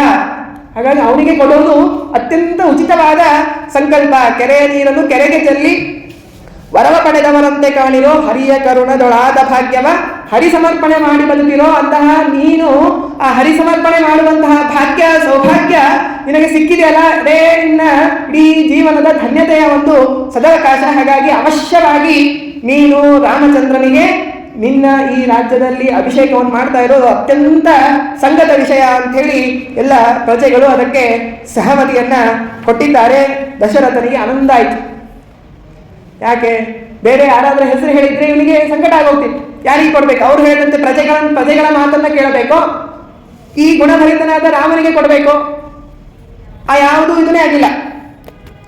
ಎದುರು ಇಲ್ಲದೇನೆ ರಾಮನಿಗೆ ಆ ಅಭಿಷೇಕ ಮಾಡುವಂತಹ ಒಂದು ಅವಕಾಶ ಸಿಕ್ಕಿತಲ್ಲ ಅಂತ ಹೇಳಿ ದಶರಥ ಸಂತೋಷಪಟ್ಟಿದ್ದಾನೆ. ಆ ಸುಮಂತ್ರವನನ್ನ ಹೇಳಿದ, ರಾಮನನ್ನ ಕರೆದುಕೊಂಡು ಬಾ ಅಂತ ಹೇಳಿ ಕಳಿಸಿದ್ದಾನೆ. ಈ ಕಡೆ ಆ ಸಭೆಯನ್ನೆಲ್ಲ ಮುಗಿಸಿ ರಾಮನನ್ನ ಕರೆದು ಹೇಳ್ತಾ ಇದ್ದಾನೆ, ಬಂದಿದ್ದೇ ಕೂಡಲೇ ರಾಮ ಭವಂದೇ ಸಪಿ ದುಷ್ಪಾದೋ ನಾಮ ಕೀರ್ತನ ಪೂರ್ವಕಂ. ಬಂದಿದ್ದೇ ರಾಮ ಆ ದಶರಥನಿಗೆ ಅಹಂ ಭೋ ಅಭಿವಾದಯೇ ಶ್ರೀರಾಮಚಂದ್ರ ಅಹಂ ಭೋ ಅಭಿವಾದಯೇ ಅಂತ ಹೇಳಿ ತನ್ನ ನಾಮಕೀರ್ತನವನ್ನು ಮಾಡಿ ನಮಸ್ಕಾರವನ್ನು ಮಾಡಿದ್ದಾನೆ. ತಿಳಿಸ್ತಾ ಇದ್ದಾರೆ ಎಲ್ಲ. ಈಗೆಲ್ಲ ಚತುಸ್ಸಾಗರ ಪರ್ಯಂತಮ್ ಅಂತೆಲ್ಲ ಹೇಳಿ ಮಾಡಿದರೆ ಬಹಳ ಅಪರೂಪ ಈಗೆಲ್ಲ. ಆದರೆ ನಾವು ಅದನ್ನು ಕಲಿಬೇಕು. ಹಿರಿಯರಿಗೆ ನಮಸ್ಕಾರ ಮಾಡಬೇಕಾದಾಗ ಅದನ್ನು ಗೋತ್ರೋಚ್ಚಾರ ನಾಮೋಚ್ಚಾರಗಳನ್ನೆಲ್ಲ ಮಾಡಿ ನಮಸ್ಕಾರಗಳನ್ನು ಮಾಡಬೇಕು ಅನ್ನೋದನ್ನ ಶ್ರೀರಾಮಚಂದ್ರ ತಿಳಿಸ್ತಾ ಇದ್ದಾನೆ. ಹೀಗೆ ನಮಸ್ಕಾರವನ್ನು ಮಾಡಿದಾಗ ರಾಮನಿಗೆ ದಶರಥ ಹೇಳ್ದ, ಪ್ರವಯ ಮಂದಯತ್ನೋಹಂ ವಿಶ್ವಯಿಷ್ಯಾಮಿ ನಂದನ. ಬಹಳ ವರ್ಷ ಆಗಿ ಹೋಗಿದೆ, ನನ್ನ ದೇಹದಲ್ಲಿ ಶಕ್ತಿ ಇಲ್ಲ, ಹಾಗಾಗಿ ನಾನು ನಿನಗೆ ಯುವರಾಜನನ್ನಾಗಿ ಮಾಡಬೇಕು ಅಂತ ಹೇಳಿ ಸಂಕಲ್ಪ ಮಾಡಿದ್ದೇನೆ ಅಂತ ಹೇಳಿದಾಗ ರಾಮನು ಕೂಡ ಅವಶ್ಯ ಆಗಲಿ ಅಂತ ಹೇಳಿ ಅನುಮೋದನೆಯನ್ನು ಮಾಡಬೇಕು ಅಂತ ಹೇಳಿ ಕೇಳ್ಕೊಂಡಿದ್ದಾನೆ. ಇಷ್ಟಂ ದತ್ತಂ ಮಯಾ ಭುಕ್ತಂ ಸ್ವಧರ್ಮಶ್ಚಸ್ವನುಷ್ಠಿತ ನೂನಮ್ಮೇ ದುರ್ಲಭಂ ದಾತ ತತ್ಫಲಂತೆ ವಿಶೇಚನಂ. ನಾನು ರುಕ್ಮಿಣಿಯ ಕಲ್ಯಾಣದಲ್ಲಿ ಕೇಳ್ತೀನೋ, ಏನಾದರೂ ಇಷ್ಟಪೂರ್ತ ಹಿಂದಿನ ಜನ್ಮಗಳಲ್ಲಿ ಏನಾದರೂ ಪುಣ್ಯ ಮಾಡಿದ್ದರೆ ಆ ಪುಣ್ಯ ಪ್ರಭಾವದಿಂದ ಕೃಷ್ಣನನ್ನ ಕೈ ಹಿಡಿಯುವಂತೆ ಆಗಲಿ ಅಂತ ಹೇಳಿ ಕೇಳಿದಂತೆ ದಶರಥ ಹೇಳ್ತಾ ಇದ್ದಾನೆ, ನಾನೇನಾದರೂ ಸುಕೃತವ ಮಾಡಿದ್ದರೆ ಆ ಸುಕೃತದ ಫಲದಿಂದ ರಾಮ ನಿನಗೆ ಅಭಿಷೇಕ ಮಾಡುವಂತೆ ಆಗಲಿ ಅಂತ ಹೇಳಿ ಆ ಪ್ರಾರ್ಥನೆಯನ್ನ ಮಾಡ್ತಾ ಇದ್ದಾನೆ. ಆಗ ಅವಶ್ಯವಾಗಿ ಆಗಲಿ ಅಂತ ಹೇಳಿ ರಾಮನು ಕೂಡ ಅದನ್ನು ಒಪ್ಪಿಕೊಂಡಿದ್ದಾನೆ. ಒಪ್ಪಿಕೊಂಡು ಕಳುಹಿಸಿದಾನೆ. ಆಗ ಏನಂತಂದ್ರೆ ಈ ದಶರಥನಿಗೆ ಶಕುನಗಳು ಸೂಚಿಸಿವೆ. ಈ ದಶರಥನಿಗೆ ಏನಂತಂದ್ರೆ ಅವನು ಶಕುನ ಶಾಸ್ತ್ರವನ್ನ ಚೆನ್ನಾಗಿ ಅಧ್ಯಯನ ಮಾಡಿದ್ದ. ಹಾಗಾಗಿ ಅವುಗಳು ಏನಾದರೂ ಒಂದಿಷ್ಟು ಹೆಚ್ಚು ಕಡಿಮೆ ಆದರೆ ನನಗೆ ಗೊತ್ತಾಗ್ಬಿಡ್ತಿತ್ತು. ಅಮಂಗಲ ನಿಮಿತ್ತಾನಿ ಸ್ವಪ್ನ ಜಾಗರಣಾನಿ ಚ ಭವಂತಿ ಮೃತಿಶಂಸೀನಿ ಕಾರ್ಯ ವಿಘ್ನಕರಾಣಿ ಚ. ಏನಂತಂದ್ರೆ ಈ ಸೂಚನೆ ಆಗ್ತಾ ಇದ್ದಾನೆ, ಸ್ವಪ್ನದಲ್ಲಿಯೂ ಸೂಚನೆ ಆಗತ್ತೆ, ಎದ್ದಾಗೂ ಕೂಡ ಸೂಚನೆ ಆಗತ್ತೆ. ಏನು ಸೂಚನೆ ಆಗ್ತಾ ಇದೆ ಅಂದರೆ ಮರಣ ಬರುವುದಿದೆ ಅನ್ನೋದು ಸೂಚನೆ ಆಗ್ತಾ ಇದೆ. ಹೇಗೆ ಅಂತಂದರೆ ಕನಸಿನಲ್ಲಿ ಅಪೂಪ, ಆ ಅಪೂಪವನ್ನು ಜೇನುತುಪ್ಪದೊಡನೆ ತಿಂದಂಗೆ ಕನಸು ಬಿದ್ದರೆ ಅದು ಮರಣವನ್ನು ಸೂಚನೆ ಮಾಡುತ್ತದೆ. ಕೆಂಪು ಕಮಲಗಳನ್ನು ತಲೆಯ ಮೇಲೆ ಇಟ್ಟುಕೊಂಡಂತೆ ಕನಸು ಬಿದ್ದರೆ ಅದು ಮರಣವನ್ನು ಸೂಚನೆ ಮಾಡುತ್ತಂತೆ. ಇದು ಸ್ವಪ್ನದಲ್ಲಿ ಆಗೋದು. ಎದ್ದಾಗ ಆಗೋದೇನಂತಂದ್ರೆ ಸೂರ್ಯನನ್ನು ನೋಡಿ ಚಂದ್ರ ಅಂತ ಅನಿಸುತ್ತದೆ, ಉಲ್ಟಾ ಚಂದ್ರನನ್ನು ನೋಡಿ ಸೂರ್ಯ ಅಂತ ಅನಿಸೋದು. ಇದು ಒಂದು ಶಕುನ. ಅದಾದ್ಮೇಲೆ ಏನಂತಂದ್ರೆ ಎರಡು, ಈ ಕಿವಿಯ ಹತ್ತಿರ ನಾವು ಕೈಯನ್ನು ತಂದಾಗ ಒಂದು ಶಬ್ದ ಬರುತ್ತೆ, ಕಿವಿಯ ಹತ್ತಿರ ಹೀಗೆ ಹಿಡ್ಕೊಂಡಾಗ ಶಬ್ದ ಬರುತ್ತೆ. ಆ ಶಬ್ದ ಏನಾದರೂ ಕೇಳಿಸ್ತಿಲ್ಲ ಅಂತಾದರೆ ಅದು ಕೂಡ ಮರಣ ಸೂಚಕ. ಆಮೇಲೆ ನಮ್ಮ ಮೂಗಿನ ನೇರು ನೋಡಿದಾಗ, ಈಗ ನೋಡಿದರೆ ಕಾಣಿಸ್ತಾ ಇರುತ್ತೆ. ಮರಣ ಹತ್ತಿರ ಬಂದಿತ್ತು ಅಂತಂದ್ರೆ ಮೂಗಿನ ತುದಿಯನ್ನು ನೋಡಿದಾಗ ಕಾಣಿಸೋದಿಲ್ಲ ಅಂತದ್ದು. ಹಾಗೆ ಆಯಿತು ಅಂತಂದ್ರೆ ಅದು ಮರಣ ಸೂಚಕ. ಮತ್ತು ಕಾರ್ಯ ವಿಘ್ನಕರಾಣಿಚ, ಏನೋ ಮಾಡಬೇಕು ಅಂತ ಅಂದ್ಕೊಂಡಿರ್ತಾರೆ, ಅದನ್ನು ಮಾಡಲಿಕ್ಕೆ ವಿಘ್ನಗಳು ಬಂತು ಅಂದರೆ ಅದು ಕೂಡ ಮರಣವನ್ನು ಸೂಚಿಸುತ್ತೆ. ಆ ರೀತಿಯಾಗಿರುವಂತಹ ಶಕುನಗಳಾಗ್ತಾ ಇದೆ. ಹಾಗಾಗಿ ಬೇಗನೆ ಆ ರಾಜ್ಯಾಭಿಷೇಕವನ್ನು ಮಾಡಬೇಕು ಅಂಥೇಳಿ ಎಲ್ಲ ರೀತಿಯಾಗಿರುವಂತಹ ಆ ಸಿದ್ಧತೆಗಳನ್ನೆಲ್ಲ ಮಾಡಿಕೊಳ್ತಾ ಇದ್ದಾನೆ. ಈ ಕಡೆ ರಾಮಚಂದ್ರ ತಾನು ಆ ಕೌಸಲ್ಯ ತಾಯಿ ಹತ್ರ ಹೋಗಿದ್ದಾನೆ. ತಾಯಿ ಹತ್ರ ಹೋಗಿ ನಮಸ್ಕಾರ ಮಾಡಿದ. ಸ್ವಸ್ತಿ ವತ್ಸಚಿರಂ ರಾಮ ಸತಃ ಪ್ರಾಪ್ಯ ಸತೋಜಹಿ. ಕೌಸಲ್ಯೆ ರಾಮಚಂದ್ರನನ್ನ ನಿನಗೆ ಈ ರಾಜ್ಯಾಭಿಷೇಕ ಆಗ್ತಾ ಇದೆ ಅನ್ನೋದನ್ನು ಕೇಳಿ ಬಹಳ ಸಂತೋಷ ಆಯಿತು ಅಂತ ಹೇಳಿ ಅವಳು ಕೂಡ ಪ್ರಶಂಸೆಯನ್ನು ಮಾಡಿದ್ದಾಳೆ. ಹೀಗೆ ಎಲ್ಲ ಸಿದ್ಧತೆ ಆಗಿದೆ. ಸೂರ್ಯೋದಯ ಕಾಲದಲ್ಲಿ, ನಾಳಿನ ಸೂರ್ಯೋದಯ ಕಾಲದಲ್ಲಿ ರಾಜ್ಯಾಭಿಷೇಕ ಆಗಬೇಕು ಅನ್ನುವಂತಹ ಮುಹೂರ್ತವನ್ನ ನಿರ್ಣಯ ಮಾಡಿದ್ದಾರೆ. ಆಗ ಎಲ್ಲ ಜನರು ಯಾವಾಗ ಸೂರ್ಯೋದಯ ಆಗುತ್ತೆ, ಯಾವಾಗ ರಾಮಚಂದ್ರನಿಗೆ ಅಭಿಷೇಕ ಆಗತ್ತೆ ಅನ್ನೋದನ್ನ ನೋಡೋದಕ್ಕಾಗಿ ಕಾಯ್ತಾ ಕುಳಿತಿದ್ರಂತೆ. ಹೀಗೆ ಎಲ್ಲವೂ ಕೂಡ ಕೃಷ್ಣ ಅವತಾರ ಮಾಡಬೇಕಾದಾಗ ಹೇಗೆ ಎಲ್ಲ ಕಡೆ ಆ ಗೋಕುಲದಲ್ಲಿ ಎಲ್ಲ ರೀತಿಯಾಗಿರುವಂತಹ ಆ ಧ್ವಜಗಳನ್ನೆಲ್ಲ ಹಾಕಿದ್ದರೋ, ಹಾಗೆ ಆ ಅಯೋಧ್ಯೆಯಲ್ಲಿ ಪ್ರತಿ ಮಾರ್ಗದಲ್ಲಿ ಎಲ್ಲ ಕಡೆಯೂ ಕೂಡ ಪ್ರತಿ ಮನೆಯಲ್ಲೂ ಕೂಡ ಅಲಂಕಾರವನ್ನಾಗಿ ಮಾಡಿದ್ದಾರಂತೆ. ಪ್ರತಿ ಸತ್ನ ಪ್ರತಿ ಸಭಂ ಪ್ರತಿವರ್ತ್ನ ಪ್ರತಿವ್ರಜಂ ಮಹೋತ್ಸವೋತ್ಸುಕ ರಾಮಂ ಅಸ್ತು ವನ್ ಗಣಶಃ ಪ್ರಜಾ. ಹಾಗೆ ಅಂತಹ ರಾಮನಿಗೆ, ಒಳ್ಳೆ ರಾಜ್ಯವನ್ನ ಆಳುವಂತಹ ರಾಮನಿಗೆ ಅಭಿಷೇಕ ಆಗ್ತಾ ಇದೆ. ಹಾಗಾಗಿ ನಮ್ಮ ಮನೆಯ ಸಂಭ್ರಮವೇ ಇದು ಅಂತ ಹೇಳಿ ಎಲ್ಲ ಅಲಂಕಾರಗಳನ್ನೆಲ್ಲ ಮಾಡಿದ್ದಾರೆ. ಆ ಅಲಂಕಾರವನ್ನ ಮಾಡಿರೋದನ್ನ ಕುಬ್ಜೆ ಮಂಥರೆ ಇವಳು ತನ್ನ ಆ ಅರಮನೆಯ ಮೇಲಿಂದ ಕೈಕೈಯ ಅರಮನೆಯ ಮೇಲಿಂದ ಮೇಲೆ ಹೋಗಿದ್ದಾಳೆ. ಸುಮ್ಮನೆ ಅದನ್ನ ನೋಡಿದಳು. ಎಲ್ಲ ಕಡೆ ದೀಪಗಳು ಬೆಳಗ್ತಾ ಇದೆ, ಧ್ವಜಗಳು ಹಾರಾಡ್ತಾ ಇವೆ. ಎಲ್ಲರೂ ಕೂಡ ಸಂಭ್ರಮದಿಂದ ಆಗ್ತಾ ಇದ್ದ ಬೇಗನೆ ತಯಾರಿ ಮಾಡಬೇಕು ಅಂತೇಳಿ ಓಡಾಡ್ತಾ ಇದ್ದಾರೆ. ಅಲ್ಲಿ ಕೌಸಲ್ಯ ಬಂದಿರುವಂತಹ ಜನರಿಗೆಲ್ಲ ದಾನ ಕೊಡ್ತಾ ಇದ್ದಾಳೆ. ಇದನ್ನೆಲ್ಲ ನೋಡಿರುವಂತಹ ಮಂಥರೆಗೆ, ಏನಿದು ಇಂತಹ ಸಂಭ್ರಮ ನಡೀತಾ ಇದೆ, ನಮ್ಮ ರಾಜ್ಯದಲ್ಲಿ ಸಂಭ್ರಮ ನಡೀತಾ ಇದೆ, ಅದು ನಮಗೆ ಗೊತ್ತಿಲ್ಲಲ್ಲ ಅಂತ ಹೇಳಿ ನೋಡಿ ಆ ವಿಷಯವನ್ನ ತಿಳಿದುಕೊಂಡಿದ್ದಾಳೆ. ಈ ಮಂಥರೆ ಯಾರು ಅಂದ್ರೆ ಇವಳು ಅಲಕ್ಷ್ಮಿ. ಪೂರ್ವಂ ಕ್ಷೀರಾಬ್ಧಿ ಜಾತ ಕಥಮಪಿ ತಪಸೈಹಿ ಅಪ್ಸರತ್ವಂ ಪ್ರಯಾತ ತಾಂ ನೇತುಂ ತತ್ತಮೋಂಧಂ ಕಮಲಜನಿರ್ವಾ ಚಾಶುರಾಮಾಭಿಷೇಕಂ. ಕ್ಷೀರ ಸಮುದ್ರದ ಮಥನವಾದಾಗ ಮೊಟ್ಟ ಮೊದಲು ಬಂದವಳು ಇವಳು ಅಲಕ್ಷ್ಮಿ ಅಂತ. ಜ್ಯೇಷ್ಠ ಅಂತಲೂ ಕೂಡ ಅವಳನ್ನ ಜ್ಯೇಷ್ಠ ಲಕ್ಷ್ಮಿ ಅಂತೂ ಕೂಡ ಹೇಳ್ತಾರೆ. ಅವಳು ಭಾರಿ ತಪಸ್ಸನ್ನ ಮಾಡಿ ಅಪ್ಸರಾ ಸ್ತ್ರೀ ಆದಳಂತು. ಯೋಗ್ಯತೆ ಇಲ್ಲ, ಹಾಗಾಗಿ ಬ್ರಹ್ಮದೇವರು ವಿಚಾರ ಮಾಡಿದ್ರು ಇವಳನ್ನ ತಮಸ್ಸಿಗೆ ಕಳಿಸ್ಬೇಕು ಅನ್ನೋದಕ್ಕಾಗಿ ನೀನು ರಾಮ ಅವತಾರನ ಮಾಡಿದಾಗ ಅಲ್ಲಿ ಹೋಗಿ ಅವನ ಪಟ್ಟಾಭಿಷೇಕವನ್ನ ತಡೆಯಬೇಕು. ಅಂದರೆ ನೀನು ಅಂದುಕೊಂಡಿರೋ ಕೆಲಸ ನಿನಗೆ ಆಗತ್ತೆ, ನಿನಗೆ ಉತ್ತಮವಾದ ಫಲವನ್ನು ಸಿಗತ್ತೆ ಅಂತ ಹೇಳಿ ಬ್ರಹ್ಮದೇವರು ಹೇಳಿದ್ದಾರೆ. ಅದಕ್ಕೆ ಅನುಗುಣವಾಗಿ ಬಂದವಳೆ ಈ ಮಂಥರೆ. ಇವಳು ಅಲಕ್ಷ್ಮಿ ಕಲಿಯ ಪತ್ನಿ. ಕಲಿ ಏನು ಮಾಡಿದ ಅಂತಂದ್ರೆ ಲೇಡೀಸ್ ಫಸ್ಟ್ ಅಂತ ಕಾನ್ಸೆಪ್ಟ್ ಇಟ್ಕೊಂಡ್ಬಿಟ್ಟ. ಹೆಂಡತಿಯನ್ನ ಹೆಣ್ಮಗಳನ್ನ ಮೊದಲಿಗೆ ಕಳಿಸೋಣ. ನೋಡು, ಇಬ್ಬರು ಅಲಕ್ಷ್ಮಿ ಮಾಡಿದ್ದೇನು, ರಾಮನನ್ನ ವನಕ್ಕೆ ಹಾಕಿದ್ದಳು. ಕಲಿ ದುರ್ಯೋಧನ ಮಾಡಿದ್ದೇನು, ಪಾಂಡವರನ್ನ ವನಕ್ಕೆ ಹಾಕಿದರು. ಇಬ್ಬರದು ಒಂದೇ ವಿಚಾರ, ಸಜ್ಜನರು ರಾಜ್ಯದಲ್ಲಿ ಇರಬಾರ್ದು. ರಾಜ್ಯದಲ್ಲಿ ಸಜ್ಜನರ ಆಡಳಿತ ಇತ್ತು ಅಂತಂದ್ರೆ ನಮ್ಮಂತಹ ಜನರಿಗೆ ವಾಸ ಮಾಡುವುದಕ್ಕಾಗಿ, ನಮ್ಮ ಉಪಟಳಗಳನ್ನು ಮಾಡುವುದಕ್ಕಾಗಿ ಅವಕಾಶ ಸಿಗುವುದಿಲ್ಲ. ಹಾಗಾಗಿ ಆ ಸಜ್ಜನರನ್ನ ಸಮಾಜದಿಂದ ದೂರ ಮಾಡಬೇಕು ಅಂತನ್ನುವಂತಹ ಈ ಪ್ಲಾನ್ ಮಾಡಿರೋದು ಇವರಿಬ್ರು. ಅದಕ್ಕಾಗಿ ಮೊದಲಿಗೆ ತ್ರೇತಾಯುಗದಲ್ಲಿ ಹೆಂಡತಿಯನ್ನು ಕಳಿಸಿ ಆ ಕೆಲಸವನ್ನ ಆ ಕಲಿ ಮಾಡಿಸಿದ್ದಾನೆ. ಹೀಗೆ ಅದನ್ನೆಲ್ಲ ನೋಡಿ ಓಡಿ ಬರ್ತಾ ಇದ್ದಾಳೆ ಮಂಥರೆ. ಈ ಕಡೆ ಏನಂತಂದ್ರೆ ಈ ಕೈ ಆರಾಮಾಗಿ ತನ್ನ ಅರಮನೆಯಲ್ಲಿ ಮಲಗಿದ್ದಳು. ಅಯ್ಯೋ ಹೋಯ್ತು ಎಲ್ಲ ಹೋಯ್ತು ಅಂತ ಅನ್ಕೋತ್ ಬಂದಳು. ಇವಳು ಒಮ್ಮೆ ಗಾಬರಿಯಿಂದ ಕೈ ಎದ್ದು ನೋಡ್ತಾಳೆ. ಏನಾಯ್ತು, ಅಯ್ಯೋ ಎಲ್ಲ ಹೋಯ್ತು, ನಮ್ಮ ಇಡೀ ನಾಶ ಆಗೋಯ್ತು. ಏನಾಯ್ತು? ಇಲ್ಲ, ದಶರಥ ರಾಮನಿಗೆ ಅಭಿಷೇಕ ಮಾಡ್ತಾ ಇದ್ದಾನೆ, ಪಟ್ಟಾಭಿಷೇಕ ಮಾಡ್ತಾ ಇದ್ದಾನೆ. ಕೈ ಏನಂತಂದ್ರೆ ಹೌದಾ, ಅಷ್ಟು ರಾಮನಿಗೆ ಅಭಿಷೇಕ ಆಗ್ತಾ ಇದೆ ಅಂತ ಹೇಳಿ ಸಂತೋಷದಿಂದ ಸಂತೋಷ ಪಡ್ಬೇಕಾದಾಗ ಒಂದಿಷ್ಟು ಕೈ ಹಾಕೊಂಡಿರುವಂತಹ ಹಾರ ಕಿತ್ಕೊಂಡು ಬಂದ್ಬಿಟ್ಟು, ಆಯ್ತು ತಗೋ, ನೀನು ಸಂತೋಷದ ಸುದ್ದಿ ಹೇಳಿದ್ದೀಯ ಅಂತ ಹೇಳಿ ಮಂಥರೆಗೆ ಅವಳ ಆಭರಣವನ್ನು ಕೊಟ್ಲು. ಅವಳು ಮಂಥರೆ ಹೇಳ್ತಾಳೆ, ಅದನ್ನ ಕಿತ್ತಿ ಎಸಿತಾಳಂತ. ಇನ್ನು ತಲೆ ಅಂತ ಬೈತಾ ಅವಳು, ಸಂತೋಷ ಪಡ್ತೀಯಲ್ಲ ನೀನು, ರಾಮನಿಗೆ ರಾಜ್ಯ ಆಗ್ತಾ ಇದೆ, ಸಂತೋಷ ಪಡುವಂತಹ ವಿಷಯನ ಇದು ಅಂತಂದಾಗ ಕೈಕೆ ಹೇಳುವಂತಹ ಮಾತು ಎಂಥದ್ದು ಅಂತಂದ್ರೆ, ರಾಮೇವಾ ಭರತೇವಾಹಂ ವಿಶೇಷಂ ನೋಪಲಕ್ಷ್ಮಹೇ. ರಾಮನಿಗೂ ಭರತನಿಗೂ ನನ್ನ ದೃಷ್ಟಿಯಲ್ಲಿ ಯಾವ ವ್ಯತ್ಯಾಸ ಇಲ್ಲ. ಭರತ ಹೇಗೆ ನನಗೆ ಮಗನೋ ಅದೇ ರೀತಿಯಾಗಿ ರಾಮನೂ ನನಗೆ ಮಗನೇ ಆಗಿದ್ದಾನೆ. ರಾಮನಿಗೆ ರಾಜ್ಯವಾದರೆ ಭರತನಿಗೆ ರಾಜ್ಯ ಆದಷ್ಟು ಸಂತೋಷ ನನಗೆ ಅಂತ ಹೇಳಿದಾಗ ಆ ಮಂಥರೆಗೆ ತಡೆದುಕೊಳ್ಳಲಿಕ್ಕೆ ಆಗದೇ ಇರುವಷ್ಟು ಸಿಟ್ಟು ಬಂದಿದೆ. ಆಗ ಅವಳು ಹೇಳ್ತಾಳೆ, ನೀನು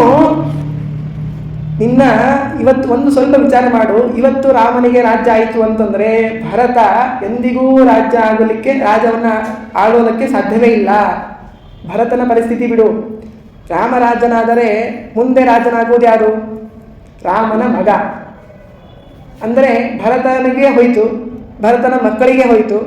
ನೀವೆಲ್ಲರೂ ಕೂಡ ಒಂದು ದಿನ ಇವತ್ತು ರಾಜ್ಯವನ್ನು ಕೊಡಲಿಲ್ಲ, ನಾಳೆ ಏನು ಮಾಡ್ತಾರೆ ಅಂತಂದರೆ ನಿಮ್ಮನ್ನು ಒಂದು ಬೇರೆ ಊರಿನಲ್ಲಿ ಒಳ್ಳೆಯ ಒಂದು ಅರಮನೆ ಕಟ್ಟಿದ್ದೀವಿ, ಅಲ್ಲಿ ಹೋಗಿ ವಾಸ ಮಾಡಿ ಅಂತ ಹೇಳ್ತಾರೆ. ಆಮೇಲೆ ಅಲ್ಲಿಂದ ಓಡಿಸ್ಬಿಡ್ತಾರೆ. ಭರತನ ಮಕ್ಕಳಿಗೆ ಏನೂ ಅವಕಾಶವೇ ಇಲ್ಲ, ದರಿದ್ರನಾಗಿ ಹೋಗುವಂತಹ ಪ್ರಸಂಗ ಬರುತ್ತೆ. ರಾಮನ ಮೇಲಿರುವಂತಹ ಆ ಮೋಹಕ್ಕೆ ಬಿದ್ದು ನಿನ್ನ ಮಕ್ಕಳಿಗೆ ನೀನು ಮೋಸ ಮಾಡಲಿಕ್ಕೆ ಹೊರಟಿದ್ದೀಯಾ, ಇದು ಸರಿಯಾದದ್ದಲ್ಲ ಅಂತ ಹೇಳ್ತಾ ಮತ್ತೇನಂತಂದರೆ ಆ ಸವತಿ ಕೌಸಲ್ಯ ಬಗ್ಗೆ ಎಲ್ಲ ಚಾಡಿಗಳನ್ನೆಲ್ಲ ಹೇಳ್ತಾಳೆ. ಅಷ್ಟೆಲ್ಲ ಕೂಡ ಏನಂತಂದರೆ ಕೇಳಬೇಕಾದಾಗ ಅವಳು ಒಂದಿಷ್ಟು ಪ್ರತಿರೋಧ ಮಾಡ್ತಾಳೆ. ಆದರೂ ಏನಂತಂದರೆ ಅವಳಲ್ಲಿಯೂ ಕೂಡ ಒಳ್ಳೆಯ ಗುಣವುಳ್ಳವಳೆ ಅವಳು. ಆದರೂ ಕೂಡ ಏನಂತಂದರೆ ಇವಳ ಮಾತಿಗೆ ಪರವಶಳಾಗಿ ಅವಳು ಹೌದಲ್ಲ ಅಂತ ಅನಿಸ್ಬಿಡ್ತಾಳೆ. ರಾಮನು ಈ ರೀತಿ ಮಾಡಬಹುದು ಅಂತ ಹೇಳಿ ಹಾಗಾದ್ರೆ ಏನು ಮಾಡಬೇಕು? ಪಿತು ಪ್ರಾಣ ಸಮೋರಾಜ್ಯ ಕಯಾ ನೀತ್ಯ ಪ್ರಯಾಪ್ಯತೆ. ಯಾವ ಉಪಾಯವನ್ನು ಮಾಡಿದರೆ ರಾಮನಿಗೆ ರಾಜ್ಯದಿಂದ ವಂಚಿತನನ್ನಾಗಿ ಮಾಡಬಹುದು ಅಂತ ಹೇಳಿದಾಗ ಅಂದರೆ ಪೂರ್ಣ ರೆಡಿಯಾಗಿ ಬಂದಿದ್ಲು. ಕೆಡಿಸ್ಲಿಕ್ಕೆ ಅವಳು ಬಂದಿರೋದೇ ಅದಕ್ಕಾಗಿ. ಹೇಳ್ತಾಳೆ, ನೋಡು ನಿನಗೆ ಒಳ್ಳೆ ಅಪರ್ಚುನಿಟಿ ಇದೆ. ಹಿಂದೆ ಆ ಶಂಬರಾಸುರನ ಯುದ್ಧದ ಕಾಲದಲ್ಲಿ ಹೋದಾಗ ದಶರಥನಿಗೆ ಆ ಶಂಬರಾಸುರನ ಮೋಹನಿ ಅಸ್ತ್ರದಿಂದ ಮೂರ್ಛಿತನಾಗಿದ್ದ. ಅವನು ಸಾಯದೇ ಇರುವಂತೆ ನೀನು ಆ ಯುದ್ಧ ರಂಗದಿಂದ ಹೊರಗಡೆ ಕರೆದುಕೊಂಡು ಬಂದು ನೀನೇನು ಮಾಡಿದ್ದಿ, ಅವನ ಪ್ರಾಣವನ್ನು ಉಳಿಸಿದ್ದಕ್ಕಾಗಿ 2 ವರ ಕೊಟ್ಟಿದ್ದಾನೆ. ಆ ವರವನ್ನು ಕೇಳುವುದಕ್ಕೆ ಇದು ಅತ್ಯಂತ ಸದವಕಾಶ. 2 ವರಗಳನ್ನು ಕೇಳು. ಏನು ಕೇಳಬೇಕು? ಸಾಮ್ರಾಜ್ಯಂ ಭರತಸ್ಯಾಶು ಪ್ರಾಸಾಜ್ಯಂ ಜಾನಕೀಪತೆ. ಈ ಏನೆಲ್ಲ ಸಿದ್ಧತೆಗಳಾಗಿದೆಯೋ ಅದೇ ಮುಹೂರ್ತದಲ್ಲಿ ಭರತನಿಗೆ ಪಟ್ಟಾಭಿಷೇಕ ಆಗಬೇಕು, ರಾಮನಿಗೆ 14 ವರ್ಷದ ವನವಾಸ ಆಗಬೇಕು ಅಂತ ಹೇಳಿದಾಗ ಅವಶ್ಯ ಹೌದಲ್ಲ, ಈ ರೀತಿಯಾಗಿ ಆ ವರಗಳನ್ನು ಉಪಯೋಗಿಸಿಕೊಳ್ಳಬಹುದು ಅಂತ ಹೇಳಿ ಅವಳು ವಿಚಾರ ಮಾಡಿ ಕ್ರೋಧಾಗಾರೇ ಋತಂ ಶಿಷ್ಯೆ, ಹೋಗಿ ಕ್ರೋಧಾಗಾರ ಅಂತ ಸಿಟ್ಟು ಬಂದಾಗ ಹೋಗಿ ಇರುವಂತಹ ಮನೆ ಅಂತ. ಅಂದರೆ ರಾಜನ ವೈಭವ ಎಲ್ಲ ಎಷ್ಟಿರ್ತಿತ್ತು ಅಂತಂದರೆ ಇವರಿಗೆ ಸಿಟ್ಟು, ರಾಜ ಅವನು ರಾಜ್ಯವನ್ನು ನೋಡಿಕೊಳ್ಳಬೇಕು, ಮನೆಯಲ್ಲಿ ಏನು ವಿಚಾರಗಳಾಗತ್ತೆ ಗೊತ್ತಾಗಲ್ಲ. ಹಾಗಾಗಿ ಸಿಟ್ಟು ಮಡದಿಗೆ ರಾಣಿಗೆ ಸಿಟ್ಟು ಬಂದರೆ ತಕ್ಷಣ ರಾಜನಿಗೆ ಗೊತ್ತಾಗಬೇಕು ಅನ್ನೋದಕ್ಕಾಗಿ ಈ ರೀತಿಯಾದ ಒಂದು ವ್ಯವಸ್ಥೆ ಮಾಡಿದ್ರು. ಕ್ರೋಧಾಗಾರ, ಸಿಟ್ಟು ಬಂದಾಗ ಹೋಗಿ ವಾಸ ಮಾಡುವಂಥ ಒಂದು ಸ್ಥಳ. ಅಲ್ಲಿ ಹೋಗಿ ಈ ಕೈ ಅಲ್ಲಿ ಮಲಗಿದ್ದಾಳಂತೆ. ನೋಡ್ರಿ, ದಶರಥನಿಗೆ ಭರತನಿಗೆ ಪಟ್ಟಾಭಿಷೇಕ ಮಾಡಬಾರದು ಅನ್ನೋ ಉದ್ದೇಶ ಇರಲಿಲ್ಲ. ರಾಮನಿಗೆ ಪಟ್ಟಾಭಿಷೇಕ ಮಾಡ್ತಾ ಇರೋದು. ರಾಮನಿಗೆ ಪಟ್ಟಾಭಿಷೇಕ ಮಾಡ್ತಾ ಇರುವಾಗ ಸಂತೋಷ ಆಗುವುದು ಯಾರಿಗೆ? ಕೌಸಲ್ಯಗೆ ಆಗೋದು. ಹಾಗಾಗಿ ಕೌಸಲ್ಯಗೆ ಸಂತೋಷ ಪಡಿಸುವುದೇ ಉದ್ದೇಶ, ರಾಮನಿಗೆ ರಾಜ್ಯ ಕೊಡುವುದೇ ಉದ್ದೇಶ ಆಗಿತ್ತು ಅಂತಂದರೆ ದಶರಥ ಕೌಸಲ್ಯ ಅರಮನೆಗೆ ಹೋಗ್ತಿದ್ದ. ಆದರೆ ಅವತ್ತಿನ ದಿನ ದಶರಥ ಕೈಕೇಯಿಯ ಮನೆಗೆ ಹೋದಂತ. ಇಲ್ಲ, ಹೀಗೆ ರಾಮನಿಗೆ ರಾಜ್ಯ ಕೊಡ್ತಾ ಇದ್ದೀನಿ ಅಂತ ಹೇಳೋದಕ್ಕಾಗಿ ಕೈಕೇಯಿಯ ಮನೆಗೆ ಹೋಗಿದ್ದಾನೆ. ಇಲ್ಲ ಅಂತಾದರೆ ಮರುದಿನವೇ ರಾಜ್ಯ ಅಭಿಷೇಕ ಮಾಡ್ತಾ ಇರೋದು. ಹೇಳೋಷ್ಟರಲ್ಲೇ ಮುಗ್ದೇ ಹೋಗ್ತಿತ್ತು ಅಭಿಷೇಕ. ಆದರೂ ಕೂಡ ಆ ರೀತಿ ಬದ್ದು ಮುಚ್ಚಿ ತಾನು ಮಾಡ್ತಾ ಇಲ್ಲ ಅಂತನ್ನೋದನ್ನು ತಿಳಿಸೋದಕ್ಕಾಗಿ ಅವತ್ತಿನ ದಿನ ಕೈಕೇಯಿಯ ಇದಕ್ಕೆ ಹೋಗಿದ್ದಾನೆ. ಆ ಅರಮನೆಯಲ್ಲಿ ಕೈಕೇಯಿ ಕಾಣಿಸ್ತಾ ಇಲ್ಲ. ಭಟರನ್ನ ದಾಸರನ್ನ ಕೇಳಿದ, ಇಲ್ಲ ಅವಳು ಕ್ರೋಧಾಗಾರದಲ್ಲಿ ಹೋಗಿದ್ದಾಳೆ ಅಂತಂದಾಗ ಅಲ್ಲಿ ಹೋಗಿ ನೋಡಿತಾನೆ. ಸಾಂತ್ವನ ಮಾಡುವುದಕ್ಕಾಗಿ ಹೋಗ್ತಾನೆ. ಅವಳು ಸಿಟ್ಟಿನಿಂದ ಮಾತಾಡ್ತಾ ಇದ್ದಾಳೆ, ಹತ್ತಿರ ಬರುವುದಕ್ಕೆ ಬಿಡುವುದಿಲ್ಲ. ಏನಾಗಿದೆ ಅಂತ, ಏನಾದರೂ ಆಗಲಿ ನಿನ್ನನ್ನು ಸಂತೋಷಪಡಿಸುವುದಕ್ಕಾಗಿ ಏನಾದರೂ ಮಾಡ್ತೀನಿ ನಾನು, ಹೌದಾ ಅಂತ.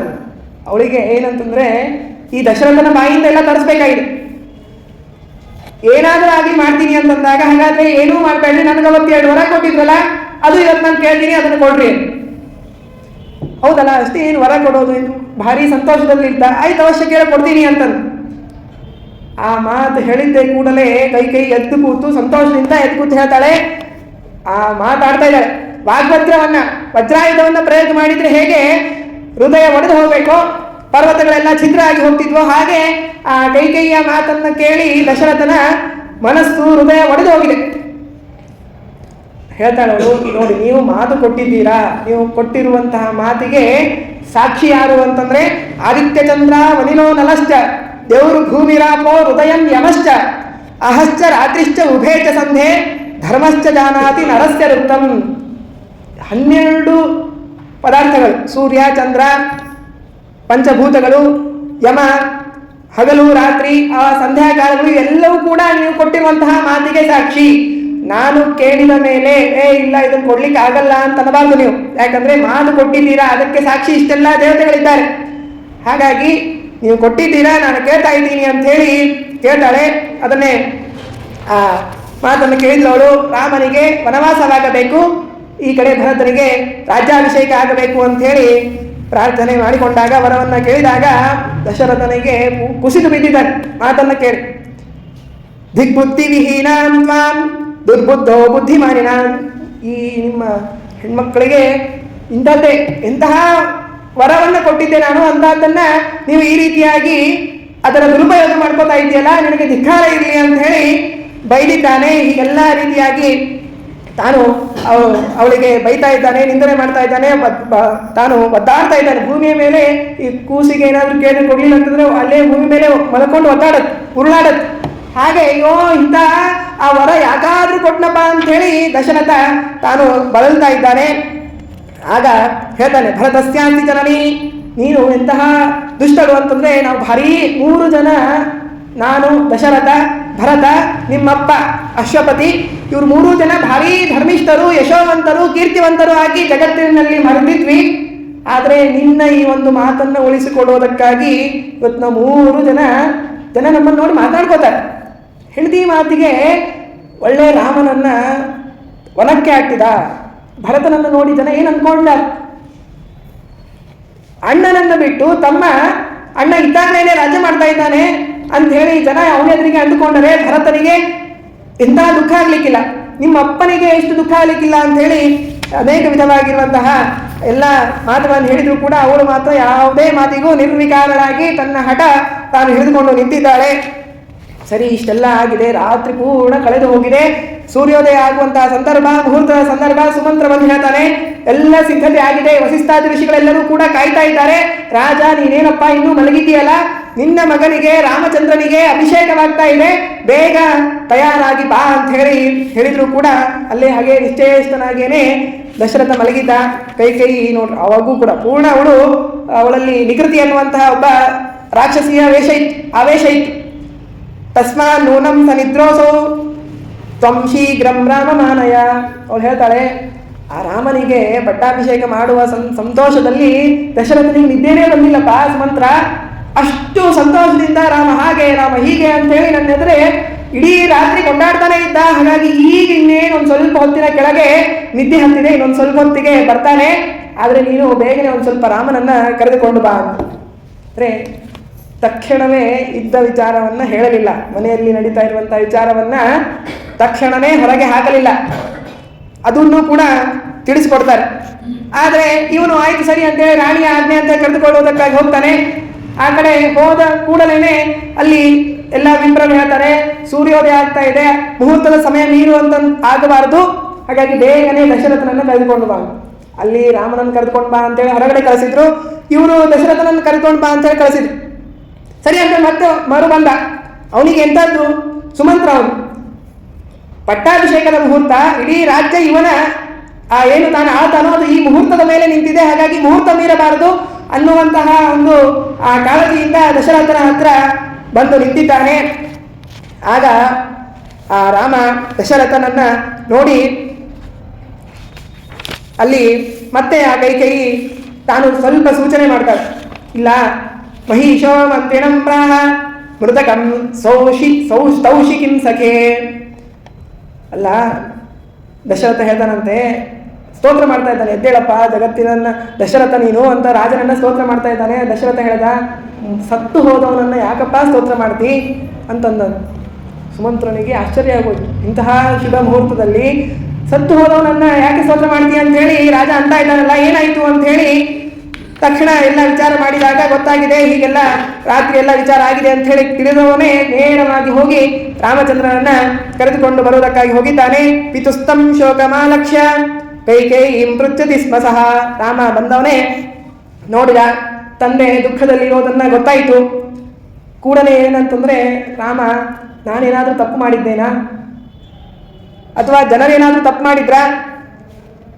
ಆಮೇಲೆ ಕೈಕೇಯಿ ಕೇಳ್ತಾನೆ, ಅಮ್ಮ ನೀನೇನಾದರೂ ತಪ್ಪು ಮಾಡಿಯಾ ಅಂದರೆ ಕೇಳುವಂತಹ ನೋಡಿ ವಿಚಾರ ಎಷ್ಟು ಸೂಕ್ಷ್ಮವಾಗಿ ತಿಳಿಸ್ತಾನಂತಂದ್ರೆ, ತಾಯಿಯ ಕೈಕೇಯಿಯ ಜೊತೆಗೆ ದಶರಥ ಇದ್ದ, ನೀನೇ ಏನೋ ಮಾಡಿರ್ಬಹುದು, ಅದಕ್ಕೆ ದಶರಥನಿಗೆ ಹೀಗಾಗಿದೆ ಅಂಥೇಳಿ ನಾವು ನೀವು ಯಾರಾದರೂ ಇದ್ದರೆ ಹಾಗೆ ಹೋಗಿ ವರ್ತನೆ ಮಾಡ್ತಿದ್ವಿ.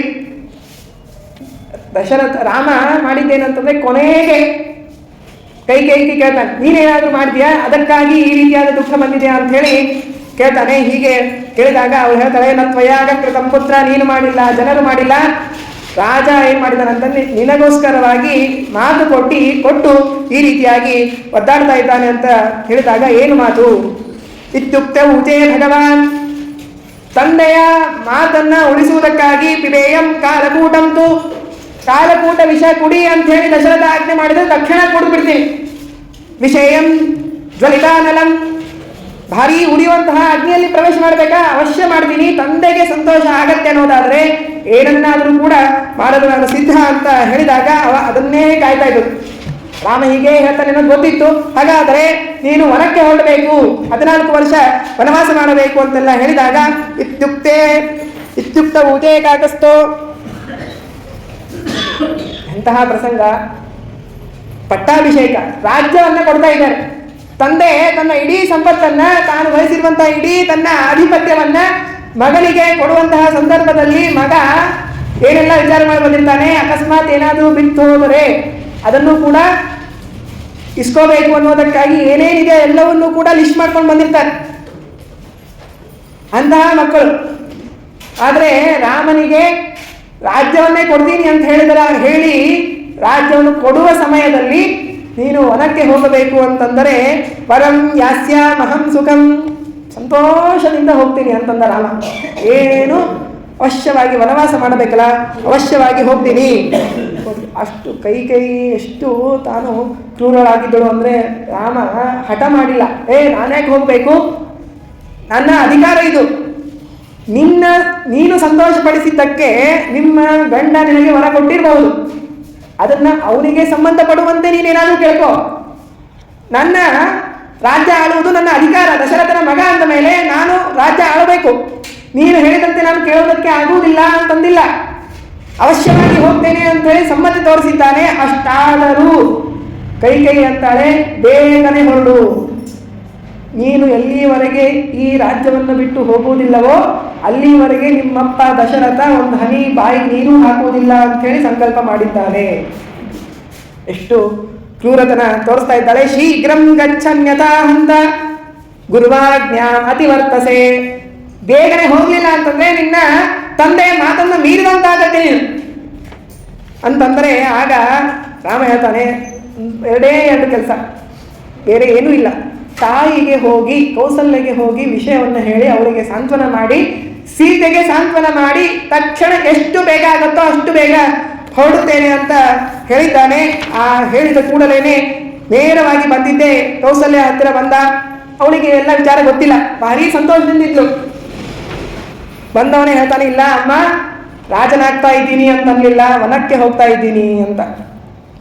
ಅವಳು ಆ ಮಾತನ್ನ ಕೇಳಿ ಮೂರ್ಛಿತರಾಗ್ಬಿಟ್ಟು ಆಮೇಲೆ ಎದ್ದು, ರಾಮ ಚಾತಕ ಪಕ್ಷಿ ಅಂತೆ ನಾನು ಕಾಯ್ದಿದ್ದೇನೋ, ಚಾತಕ ಪಕ್ಷಿ ಅದಕ್ಕೆ ನೀರಿದ್ರು ಕುಡಿಲಿಕ್ಕೆ ಆಗುವುದಿಲ್ಲ, ಮೇಲಿಂದ ಮಳೆ ಬರುವಂತಹ ನೀರನ್ನೇ ಕುಡಿಬೇಕದು. ಅಂದರೆ 8 ತಿಂಗಳಿಗೆ ಒಮ್ಮೆ ಅದಕ್ಕೆ ಬಾಯಲ್ಲಿ ನೀರು ಬಿದ್ದಂತೆ. ಹಾಗೆ ನೀನು ಈ ರೀತಿಯಾಗಿ ರಾಜ್ಯ ಆಳ್ತೀಯ, ನಿನಗೆ ಅಭ್ಯುದಯ ಆಗತ್ತೆ ಅನ್ನೋದಕ್ಕಾಗಿ 27 ವರ್ಷಗಳಿಂದ ನಾನು ಕಾಯ್ತಾ ಇದ್ದೀನಿ. ಅಂತಹ ಈ ಸಂದರ್ಭದಲ್ಲಿ ಬಂದು ವನವಾಸಕ್ಕೆ ಹೋಗ್ತಾ ಇದ್ದೀನಿ ಅಂತ ಹೇಳ್ತೀಯಲ್ಲ, ಹೇಗೆ ಸರಿ ಇದು? ನಮ್ಮಪ್ಪ ಹೇಳಿದ್ದಾನೆ, ನಾನು ಹೊರಡ್ತೀನಿ. ಅದಕ್ಕೆ ಅನೇಕ ಉಪಾಯಗಳನ್ನು ಮಾಡ್ತಾಳೆ ಕೌಸಲ್ಯ.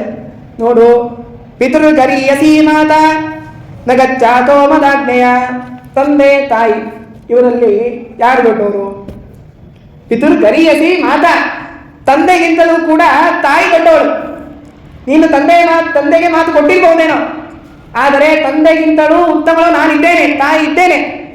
ಹಾಗಾಗಿ ನಿಮ್ಮಪ್ಪ ಹೇಳಿದ್ದಕ್ಕೆ ಹೋಗ್ತೀನಿ ಅನ್ನೋದಾದ್ರೆ ನಾನು ಹೇಳೋದಕ್ಕಾಗಿ ನೀನು ಹೋಗಬೇಡ ಅಂತ ಹೇಳಿದ್ವಿ. ಬ್ಲ್ಯಾಕ್ ಮೇಲ್ ಮಾಡ್ತಾರೆ. ನೋಡಪ್ಪ, ನೀನು ಹೋದಿ ಅಂತ ಆದರೆ ನಿಮ್ಮಪ್ಪ ನಿನ್ನ ಭಾಳ ಹುಚ್ಕೊಂಡ. ಹಾಗಾಗಿ ದಶರಥನಿಗೆ ನಿನ್ನ ಬಿಟ್ಟು ಇರ್ಲಿಕ್ಕೆ ಶಕ್ತಿನೇ ಇಲ್ಲ. ನೀನು ಹೋದಿ ಅಂದರೆ ಅವನು ಹೋಗೇ ಬಿಡ್ತಾನೆ. ಅವ ಹೋದ ಅಂತಂದ್ರೆ ಅವನ ಜೊತೆ ನಾನು ಹೋಗೋಳು, ಸಹಗಮನ. ಹಾಗಾಗಿ ನಮ್ಮಿಬ್ಬರನ್ನ ನೋಡಬೇಕು ಅನ್ನೋ ಇಚ್ಛೆ ಇತ್ತು, ಇರು, ಇಲ್ಲ ನಿನ್ನಿಷ್ಟ. ಕೊನೆಗೆ ಹೇಳ್ತಾರೆ, ಯಾವುದಕ್ಕೋಸ್ಕರ ಹೋಗ್ತಾ ಇರೋದು? ಕೈಕೇಯಿ ಕೇಳಿದ್ದಾಳೆ ಭರತನಿಗೆ ರಾಜ್ಯ ಆಗಬೇಕು. ಆಯಿತು, ಆಗಲಿ. ಎಲ್ಲ ಸಂಪತ್ತನ್ನ, ರಾಜ್ಯವನ್ನ ಎಲ್ಲ ಭರತನಿಗೆ ಕೊಡೋಣ, ಕೈಕೇಯಿಗೆ ಕೊಡೋಣ. ನಾವೆಲ್ಲರೂ ಕೂಡ ಶಾಖೇನ ಜೀವಾಮಹ, ಹಣ್ಣು ಹಂಪಲುಗಳನ್ನ ತಿಂದು ಬದುಕೋಣ, ಜೊತೆ ಇರೋಣ. ದಯಮಾಡಿ ರಾಮ ನೀನು ಹೋಗಬೇಡ ಅಂತ ಹೇಳಿ ಕೌಸಲ್ಯೆ ಕೇಳ್ಕೋತಾ ಇದ್ರೆ, ರಾಮ ಅವನಿಗೆ ಪ್ರತಿಯಾಗಿ ಮಾತನಾಡಲಿಕ್ಕೆ ಯಾರಿಂದ ಸಾಧ್ಯ? ರಾಮ ಹೇಳ್ತಾನೆ, ಹೌದು, ನೀನು ಹೇಳಿದಂತೇನೆ ತಂದೆಗಿಂತಲೂ ತಾಯಿ ಉತ್ತಮಳು. ಆದರೆ ತಂದೆಯ ಮಾತನ್ನ ಕೇಳಿ ಉದ್ಧಾರ ಆಗಿರೋ ಅನೇಕ ಚರಿತ್ರೆಗಳಿವೆ. ಪರಶುರಾಮ ದೇವರು ತಂದೆಯ ಮಾತು, ತಾಯಿಯ ಶಿರಚ್ಛೇದ ಮಾಡಬೇಕು, ವಿಚಾರಣೆ ಮಾಡಿಲ್ಲ, ಕತ್ತರಿಸಿ ಹಾಕಿದ್ರು. ಭಾರಿ ಸಂತೋಷ ಆಯಿತು ತಂದೆಗೆ. ಏನು ಬೇಕು? ನಂಗೆ ಈ ತಾಯಿ ಬದುಕಬೇಕು. ಸಂತೋಷ ಆಗಿ ಕೇಳಿದ್ದಕ್ಕೆ ಕೊಟ್ಟರು, ಮತ್ತೆ ತಾಯಿ ಬದುಕಿದಳು. ಅದೇ ರೀತಿ ಕಂಡು ಅನ್ನುವಂತಹ ಋಷಿಯು ಕೂಡ ತಂದೆಯ ಆಜ್ಞೆಯನ್ನ ಪಾಲನೆ ಮಾಡುವುದಕ್ಕಾಗಿ ಗೋಹತ್ಯೆ ಮಾಡುವಂತ ತಂದೆಯ ಆದೇಶ, ಗೋಹತ್ಯೆ ಮಾಡಿದ್ರು. ಆದರೆ ಮತ್ತೆ ಆ ಗೋವನ್ನ ತಾವು ಮರಳಿ ಪಡುವಂತೆ ಮಾಡಿಕೊಂಡ್ರಂತೆ. ಹೀಗೆ ತಂದೆಯ ಮಾತನ್ನ ಕೇಳಿ ಉದ್ಧಾರ ಹೊಂದಿರುವಂತಹ ಅನೇಕ ವಿಧವಾಗಿರುವಂತಹ ಪವಾಡಗಳಿದೆ, ಚರಿತ್ರೆ ಇದೆ. ಹಾಗಾಗಿ ತಂದೆಯ ಮಾತನ್ನ ನಾನು ಪೂರ್ಣ ಮಾಡುವುದಕ್ಕಾಗಿ ವನವಾಸಕ್ಕೆ ಹೋಗ್ತೇನೆ ಅಂತ ಹೇಳಿದಾಗ ಅಷ್ಟು ಹೇಳಿ ಲಕ್ಷ್ಮಣನಿಗೆ ಹೇಳ್ತಾರಂತೆ, ಬಹಳ ದೈವದಿಂದ ಅದೃಷ್ಟಕ್ಕೆ ಸಿಗುವಂತಹ ಇಂತಹ ಒಂದು ಅವಕಾಶ, ತಂದೆಯ ಮಾತನ್ನ ಪೂರ್ಣ ಮಾಡುವಂತಹ ಅವಕಾಶ ಸಿಗೋದು ಬಹಳ ಅದೃಷ್ಟ. ಕೆಲವೊಮ್ಮೆ ಹೇಳಿ ಹೋಗಿರ್ತಾರೆ ಹೋಗ್ತಾ ಇರುವಾಗ, ಇಲ್ಲಪ್ಪ ನೀನು ಇಂಥದ್ದನ್ನೇ ಮಾಡಬೇಕು ಅಂದರೆ ನನಗೆ ಬಹಳ ಸಂತೋಷ ಆಗತ್ತೆ ಅಂತ. ನಿಜವಾಗ್ಲೂ ಆ ರೀತಿಯಾಗಿ ಮಾಡಿ ಸಾಧನೆಯನ್ನು ಮಾಡಿದಾಗ ಮಕ್ಕಳಿಗೆ ಬಹಳ ಸಂತೋಷ ಆಗತ್ತೆ. ನಮ್ಮ ತಂದೆಯವರು ಕೊನೆಯ ಕಾಲದಲ್ಲಿ ಹೀಗೆ ಹೇಳಿ ಹೋಗಿದ್ರು. ನಮ್ಮಲ್ಲಿ ಒಬ್ಬರು ಇದ್ರು, ಅವ್ರಿಗೆ ಏನಂತಂದ್ರೆ ಆ ಮಕ್ಕಳು ಬೆಂಗಳೂರಲ್ಲಿ ಇರೋದು ಇಷ್ಟ ಇರಲಿಲ್ಲ ಅವರಿಗೆ. ಆದರೂ ಬಂದು ವೃತ್ತಿ ಅಂತ ಹೇಳಿ ಬಂದಿದ್ರು. ಅಲ್ಲ, ಅದಾದ್ಮೇಲೆ ಒಂದಿಷ್ಟು ದಿನಕ್ಕೆ ತಂದೆ ಹೊರಡ್ಬೇಕಾದಾಗ ಹೊರಟು ಹೋಗಿದ್ದಾರೆ. ಮಕ್ಕಳು ಎಂತಹ ಬುದ್ಧಿ ಅಂತಂದ್ರೆ ಅವರು ಯಾವಾಗಲೂ ಫೋನ್ ಮಾಡಿದಾಗೆಲ್ಲ ಹೇಳ್ತಿದ್ರಂತೆ, ಬೆಂಗಳೂರಲ್ಲಿ ಇರಬೇಡ್ರಪ್ಪ, ನಮ್ಮ ಜೊತೆ ಇರ್ರಿ ಅಂತೇಳಿ ಹೇಳ್ತಿದ್ರಂತೆ.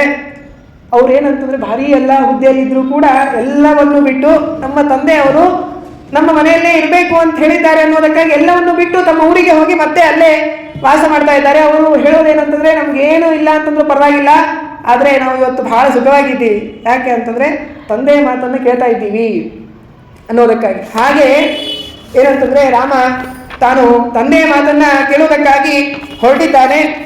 ಲಕ್ಷ್ಮಣನಿಗೆಲ್ಲ ಹೇಳಿದಂತೆ ಎಲ್ಲ ವಿಧವಾಗಿರುವಂತಹ ತಯಾರಿಗಳನ್ನೆಲ್ಲ ಮಾಡಿಕೊಳ್ಬೇಕು ಅಂತ. ಲಕ್ಷ್ಮಣನಿಗೆ ಸಿಟ್ಟು ಬಂದ್ಬಿಟ್ಟಿದೆ. ನೋಡು ರಾಮ, ನೀನು ಹೇಳ್ತಾ ಇದ್ದೀನಿ ನಿಜ, ತಂದೆಯ ಮಾತನ್ನು ಉಳಿಸಬೇಕು. ತಂದೆಯ ಮಾತನ್ನ ಉಳಿಸೋದು ಯಾವಾಗ? ಧರ್ಮದಿಂದ ವಿಚಾರ ನಡೆದಿತ್ತು ಅಂತಾದರೆ ಅವಶ್ಯವಾಗಿ ಆ ಮಾತನ್ನು ಉಳಿಸಬೇಕು. ಕೈಕೇಯಿ ಇವಳು ಮೋಸ ಮಾಡಿ ಲೋಭದಿಂದ ಈ ರೀತಿಯಾಗಿರುವಂತಹ ಕೆಲಸ ಮಾಡಿದ್ದಾಳೆ. ಇಲ್ಲಿ ಧರ್ಮದ ಪ್ರಸಂಗವೇ ಇಲ್ಲ, ಪಿತೃವಾಕ್ಯ ಪರಿಪಾಲನೆ ಮಾಡದಂತೆ ಆಗುವುದಿಲ್ಲ ಅಂತನೋ ಪ್ರಸಂಗನೇ ಇಲ್ಲ. ಅದಷ್ಟೇ ಅಲ್ಲದೆ ಏನಂತಂದ್ರೆ, ಯಾವುದು ಧರ್ಮ ಆಗತ್ತೆ ಅಂತಂದ್ರೆ ಯಾವುದು ಬಹಳ ಜನರಿಗೆ ಸಮ್ಮತಿಸುತ್ತೋ.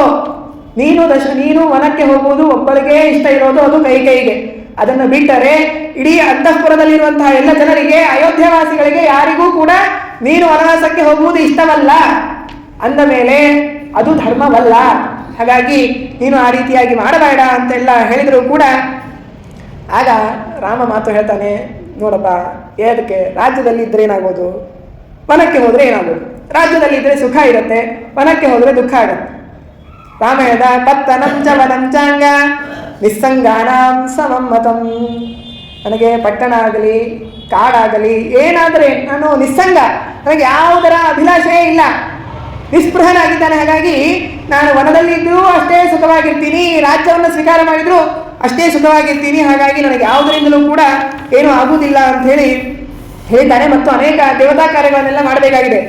ರಕ್ಷೋವಧ ಇವ ರಾವಣ ಕುಂಭಕರ್ಣರನ್ನು ಸಂಹಾರ ಮಾಡಬೇಕು, ದೇವತೆಗಳನ್ನು ಉದ್ಧಾರ ಮಾಡಬೇಕು, ಹೀಗೆಲ್ಲ ಕಾರ್ಯವನ್ನು ಇಟ್ಟುಕೊಂಡು ಹೊರಡಬೇಕು ಅನ್ನೋದಕ್ಕಾಗಿ ಹೇಳಿದಾಗ ಲಕ್ಷ್ಮಣ ಅಂತ ನಾನು ಬರ್ತೀನಿ. ನಾಥತೆ ಯತ್ರ ಯಾತ್ರಾ ಸ್ಯಾತ್.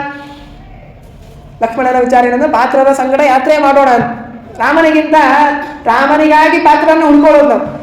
ರಾಮನೇ ಯಾತ್ರೆಯನ್ನು ಹೊರಟಾಗ ಅವನ ಹಿಂದೆ ನಾನು ಹೋದರೆ ನಾನು ಉದ್ಧಾರ ಆಗಿ ಹೋಗ್ತೀನಿ ಅಂಥೇಳಿ ಲಕ್ಷ್ಮಣ ನಾನು ಹೊರಟಿದ್ದೇನೆ. ಕ್ಷುದ್ರಂ ದೇಹ ವಿಮಂ ತೆಕ್ವ ಸೇವೆ ಅಥವಾ ಅನ್ಯ ಜನ್ಮನಿ. ಅಕಸ್ಮಾತ್ ನೀನೇನಾದರೂ ಬೇಡ ಬರಬೇಡ ಅಂತ ಅಂದಿ ಅಂದರೆ ಈ ಕ್ಷುದ್ರವಾದ ದೇಹವನ್ನು ಬಿಟ್ಟು ಮತ್ತೆ ಅಲ್ಲೇ ನೀ ಎಲ್ಲಿ ಕಾಡಿನಲ್ಲಿ ಇರ್ತೀಯೋ ಅಲ್ಲೇ ಏನಾದರೂ ಆಗಿ ಬಂದು ನಿನ್ನ ಸೇವೆ ಮಾಡ್ತೀನಿ. ಅಷ್ಟು ಒಟ್ಟಾರೆ ಹೇಳುವ ಅಭಿಪ್ರಾಯ, ನಾನು ನಿನ್ನ ಸೇವೆ ಮಾಡ್ತೀನಿ, ಹಾಗಾಗಿ ನಾನು ಬರ್ತೀನಿ ಅಂತ. ಆಗ ಅವಶ್ಯವಾಗಿ ಆಗಲಿ ಅಂಥೇಳಿ ರಾಮ ತಾನು ಒಪ್ಪಿಕೊಂಡಿದ್ದಾನೆ. ಆಮೇಲೆ ಇಷ್ಟೆಲ್ಲ ಆಯಿತು. ಅಲ್ಲಿ ಏನಂತಂದರೆ ಮತ್ತೆ ಕೌಸಲ್ಯ ಬಂದು ಕೇಳ್ಕೋತಾಳೆ, ಗುರೋರಪ್ಯವಲಿಪ್ತಸ್ಯ ಕಾರ್ಯಮಜಾನತಃ ಕಾಮಚಾರ ಪ್ರವೃತ್ತಸ್ಯ ನ ಕಾರ್ಯಂ ಬ್ರುವತೋ ವಚಃ. ಹಿರಿಯರ ಮಾತನ್ನು ಕೇಳಬೇಕು ನಿಜ, ಆದರೆ ಕಾಮಕ್ಕೆ ವಶನಾಗಿ ಅಥವಾ ಯಾವುದೋ ಧರ್ಮಕ್ಕೆ ಸಂಕಟದಲ್ಲಿ ಇದ್ದಾಗ ಏನು ಮಾಡಬೇಕು ಅಂತ ತೋಚದೇನೆ ಕೊಟ್ಟಿರುವಂತಹ ಏನು ಆದೇಶಗಳಿರುತ್ತೋ ಅವುಗಳನ್ನೆಲ್ಲ ಪಾಲನೆ ಮಾಡಬೇಕು ಅಂತಿಲ್ಲ. ಇಲ್ಲಿ ನಿನ್ನ ತಂದೆ ಹೀಗೆ ಮಾಡಿದ್ದಾನೆ, ಕಾಮಮೋಹಿತನಾಗಿ ಮಾತು ಕೊಟ್ಟಿದ್ದಾನೆ, ಹಾಗಾಗಿ ನೀನು ಅದನ್ನ ಕೇಳುವಂತಹ ಅವಶ್ಯಕತೆ ಇಲ್ಲ ಅಂತಂದ್ರೆ ಪಿತುಶಾಂತಸ್ಯ ದಾಂತಸ್ಯ ಕಾಯೇನ್ ವಾಜ್ಞಾ ಗುರೋರಿತಿ. ದಶರಥ ರಾಮ ಹೇಳ್ತಾನೆ, ನನ್ನ ತಂದೆ ಅವನು ಎಲ್ಲೂ ಯಾವುದಕ್ಕೂ ವಶನಾಗಿಲ್ಲ, ಎಲ್ಲೂ ಬಿದ್ದು ಹೋಗಿಲ್ಲ. ಪಿತುಹು ಶಾಂತಸ್ಯ ದಾಂತಸ್ಯ, ಇಂದ್ರಿಯ ನಿಗ್ರಹ ಇದೆ, ಸಮರ್ಥನಾಗಿದ್ದಾನೆ. ಅಂತಹ ತಂದೆ ಆದೇಶ ಮಾಡಿದ್ದಾನೆ, ಹಾಗಾಗಿ ನಾನು ಹೋಗ್ತೇನೆ ಅಂಥೇಳಿ ರಾಮ ಮಾತು ಕೊಟ್ಟು ಹೊರಟಿದ್ದಾನೆ. ಆಗ ಪತಿ ಶುಶ್ರೂಷಣ ಸ್ತ್ರೀಣ ಪರಮಾತ್ಮ ಪ್ರಸೀದತಿ. ಕೌಸಲ್ಯೆ ಸೀತೆಗೆ ಒಂದು ಮಾತು ಹೇಳ್ತಾಳಂತೆ, ಪತಿ ಸೇವೆಯ ಪರಗತಿ ಪ್ರದಾಯಕ ಅಂಥೇಳಿ ನೀನು ಕೂಡ ಹೋಗ್ತಾ ಇದೆಯಲ್ಲಮ್ಮ, ನಿನಗೆ ಮಂಗಳವಾಗಲಿ ಅಂಥೇಳಿ ಕೌಸಲ್ಯೆ ಸೀತೆಗೆ ಹೇಳ್ತಾಳೆ. ಅಷ್ಟೆಲ್ಲ ಮಾಡಿ ಏನಂತಂದರೆ ತಾಯಿ ನಾವೆಲ್ಲಾದರೂ ಹೋಗಬೇಕಾದಾಗ ಒಂದಿಷ್ಟು ಏನಾದರೂ ಏನು ಆಗಬಾರ್ದು ಅನ್ನೋದಕ್ಕಾಗಿ ಎಲ್ಲ ಒಂದಿಷ್ಟು ದೇವರ ಹತ್ರ ಪ್ರಾರ್ಥನೆ ಮಾಡುವಂತೆ ಇವಳು ಆ ರಾಮನಿಗೆ ಆ ಕಾಡಿನಲ್ಲಿ ಏನೋ ಆಗಬಾರ್ದು ಅನ್ನೋದಕ್ಕಾಗಿ ಆ ಮಂತ್ರಗಳಿಂದ ಅಭಿಮಂತ್ರಣೆ ಮಾಡಿ ಶಾಸ್ತ್ರಿಗಳನ್ನು ಕೊಡ್ತಾಳೆ. ಇದನ್ನ ನಿನ್ನ ಹತ್ರ ಇಟ್ಕೊಂಡಿರು, ಯಾವ ಭೂತ ಪ್ರೇತಗಳ ಬಾಧೆ ನಿನಗೆ ಆಗುವುದಿಲ್ಲ ಅಂಥೇಳಿ ಅದೆಲ್ಲವನ್ನು ಕೂಡ ಕೊಟ್ಟಿದ್ದಾಳಂತೆ. ಹೀಗೆ ಎಲ್ಲವೂ ಕೂಡ ಆಗಿದೆ. ಇಷ್ಟೆಲ್ಲ ಆಗಿ ಏನಂತಂದರೆ ರಾಮ ತನ್ನ ಮನೆಗೆ ಬಂದು ಸೀತೆಗೆ ಕೇಳಿದ, ನಿನ್ನದೇನು ವಿಚಾರ? ನನ್ನದೇನು ವಿಚಾರ ಇರುತ್ತೆ, ನೀನು ವನಕ್ಕೆ ಹೊರಟಿದ್ದೀಯ, ನಿನ್ನ ಕೈ ಹಿಡಿದುಕೊಂಡು ಬಂದವಳು ನಾನು ನಿನ್ನೊಡನೆ ಬರ್ತೀನಿ. ಬಹಳ ಸರಳವಾಗಿ, ದೊಡ್ಡ ಅರಮನೆಗೆ ಹೋಗ್ತಾ ಇದ್ದೀವಿ ಅಂತಲ್ಲ, ನಿನ್ನ ಕೈ ಹಿಡಿದಿದ್ದೀನಿ, ಸುಖವಾಗಲಿ ದುಃಖವಾಗಲಿ ಸಖ ನೀನಾಗಿರೋ ಪಾಂಡುರಂಗ, ನಾನು ಸುಖವಾಗಿರ್ತೀನೋ ದುಃಖದಲ್ಲಿ ಇರ್ತೀನೋ ನಿನ್ನೊಡನೆ ಇರ್ತೀನಿ ಅಂತ ಹೇಳಿ ರಾಮನೊಡನೆ ಬರ್ತೀನಿ ಅಂತದಕ್ಕೆ ಬಹಳ ಅವರಿಬ್ಬರ ಮಧ್ಯೆ ಬರಬೇಡ ಅಂತ ರಾಮ ಹೇಳೋದು, ಬರ್ತೀನಿ ಅಂತ ಹೇಳಿ ಸೀತೆ ಹೇಳೋದು, ಹೀಗೆ ಅನೇಕ ವಿಧವಾಗಿ ಸಾಂತ್ವನಗಳನ್ನೆಲ್ಲ ಮಾಡಿದ್ರು ಕೊನೆಗೆ ರಾಮ ಒಪ್ಪಿಕೊಳ್ತಾನೆ, ಅವಶ್ಯವಾಗಿ ಬಾ ಅಂತ ಹೇಳ್ತಾನೆ. ಹೀಗೆ ಎಲ್ಲರೂ ಕೂಡ ಹೊರಡಬೇಕಾದಾಗ ದಾನಗಳನ್ನು ಮಾಡಿದ್ದಾನಂತೆ. ಅಂದರೆ ರಾಮ ಎಷ್ಟು ಎಚ್ಚರದಿಂದಿದ್ದ. ಅಯ್ಯೋ ರಾಜ್ಯ ಕಳೆದೋಯ್ತಲ್ಲ, ಎಂತಹ ಒಂದು ಚಾನ್ಸ್ ಇತ್ತು, ಅದನ್ನು ಕಳ್ಕೊಂಡೆಲ್ಲ ಅಂತ ಹೇಳಿ ದುಃಖದಿಂದ ಹೋಗ್ತಾ ಇಲ್ಲ. ಹೋಗ್ಬೇಕಾದಾಗ ಅಕಸ್ಮಾತ್ ಬ್ರಾಹ್ಮಣರಿಗೆ ಎಲ್ಲವನ್ನು ಕೂಡ ವಸಿಷ್ಠರ ಮಗನಿಗೆ ಸುಯಜ್ಞರಿಗೆ ಅನೇಕ ವಿಧವಾಗಿರುವಂತಹ ಆಭರಣಗಳನ್ನ ರಾಮ ಕೊಟ್ಟರೆ ಸೀತೆ ತನ್ನ ಆಭರಣಗಳನ್ನ ಸುಯಜ್ಞರ ಪತ್ನಿಗೆ ಕೊಟ್ಟಿದ್ದಾನಂತೆ. ಹೀಗೆ ಎಲ್ಲರಿಗೂ ಕೂಡ ಯಾರ್ಯಾರಿಗೆ ಏನೇನು ಬೇಕು ಅಂತ ಅನಿಸಿತ್ತು ಅದೆಲ್ಲವನ್ನು ಕೂಡ ಕೊಡ್ತಾ ಹೋಗಿದ್ದಾನೆ. ಅಲ್ಲಿ ಒಬ್ಬ ತ್ರಿಜಟ ಅನ್ನುವಂತಹ ಒಬ್ಬ ಭಾರೀ ವಯಸ್ಸಾದ ಮುದುಕು ಬಂದ. ಅವ್ನು ಹೇಳ್ದ, ಇಲ್ಲಪ್ಪ ಬಹಳ ಮಕ್ಕಳಿದ್ದಾರೆ, ನನ್ನ ಮಡದಿಗೆ ಕೈಲಿ ಕೆಲಸ ಆಗುವುದಿಲ್ಲ, ನನ್ನ ನೋಡಿದ್ರಂತೂ ಗೊತ್ತಾಗ್ತಾ ಇದೆಯಲ್ಲ, ನನ್ನಿಂದಲೂ ಏನೂ ಆಗುವುದಿಲ್ಲ, ಹಾಗಾಗಿ ನನಗೂ ಒಂದಿಷ್ಟು ಏನಾದರೂ ಕೊಡು. ರಾಮ ನೋಡಿ ಅವನನ್ನು ಭಾರಿ ಬಡ ದೇಹದಿಂದೆಲ್ಲ ಕೃಷ್ಣನಾಗಿ ಹೋಗಿದ್ದ. ನೋಡಿ ನಕ್ಕು ಅಪಹಾಸ ಮಾಡ್ತಾನೆ. ಹೌದಾ, ನಿಂಗೂ ಏನಾದರೂ ಬೇಕಾ? ಹಾಗಾದ್ರೆ ತಗೋ. ಆದ್ರೆ ಏನು ಅಂತಂದ್ರೆ, ನೀ ಏನು ಕೋಲ್ ಹಿಡ್ಕೊಂಡು ಬಂದಿಯಲ್ಲ, ಆ ಕೋಲನ್ನ ಎಲ್ಲಿವರೆಗೂ ಎಸೀತೀಯೋ ಅಲ್ಲಿವರೆಗೂ ಇರುವ ಎಲ್ಲ ಆಕಳು ನಿನಗೆ ಅಂದ. ನನ್ನ ಹತ್ರ ಶಕ್ತಿ ಅಷ್ಟಿತ್ತು ಅಂತ ನಿನಗ್ಯಾಕೆ ಬಂದು ಕೇಳ್ಬೇಕು? ನಾನೇ ನನ್ನ ಕೈಯಿಂದ ದುಡಿದು ತಿಂತಿದ್ದೆ. ಆದರೂ ಕೂಡ ಪರಮಾತ್ಮ ಹೇಳಿದಂತೆ ಎಸೆದಿದ್ದಾನೆ. ನೋಡ್ರಿ, ಅವನ ಕೈಯಲ್ಲಿ ಏನು ಶಕ್ತಿ ಇಲ್ಲ. ಇವ ಎಸೆದರೆ ಆ ವ್ಯಕ್ತಿಯಲ್ಲಿ ಶಕ್ತಿ ತುಂಬಿ ಅದು ಆ ಕೋಲು ಹೋಗಿದ್ದು ಎಲ್ಲಿವರೆಗೂ ಅಂತಂದ್ರೆ ಸರಿಯೂ ನದಿ ದಾಟಿ ಹೋಯ್ತಂತೆ. ಅಲ್ಲಿವರೆಗೂ ಹೋಗಿದೆ. ಅಲ್ಲಿವರೆಗೂ ಎಷ್ಟು ಆಕಳು? 1000 ಆಕಳುಗಳು ಇದರಲ್ಲಿ ಅಂಡರಲ್ಲಿ ಬಂದ್ಬಿಟ್ಟು. ಹೌದಾ, ಹಾಗಾದ್ರೆ ತಗೋ. ಹೀಗೆ ಸಂತೋಷದಿಂದ ಎಲ್ಲವನ್ನೂ ಕೂಡ ಅಲ್ಲಿ ಕೊಡ್ತಾ ಇದ್ದಾನೆ. ಇದರಿಂದ ಪರಮಾತ್ಮ ತಿಳಿಸುವುದೇನಂತಂದ್ರೆ, ಅವಕಾಶ ಬಂದಾಗ ಸಾಧನ ಶರೀರವಿದು ನೀ ದಯದಿ ಕೊಟ್ಟಿದ್ದು ಸಾಧಾರಣವಲ್ಲ. ಇಂತಹ ಮಾತ್ರ ಜನ್ಮ, ವೈಷ್ಣವ ಜನ್ಮ ಇದು ಒಂದು ಸದವಕಾಶ. ಪರಮಾತ್ಮ ಕೊಟ್ಟಿರುವಂತಹ ಭಾರೀ ದೊಡ್ಡದಾಗಿರುವಂತಹ ಉಡುಗೊರೆ.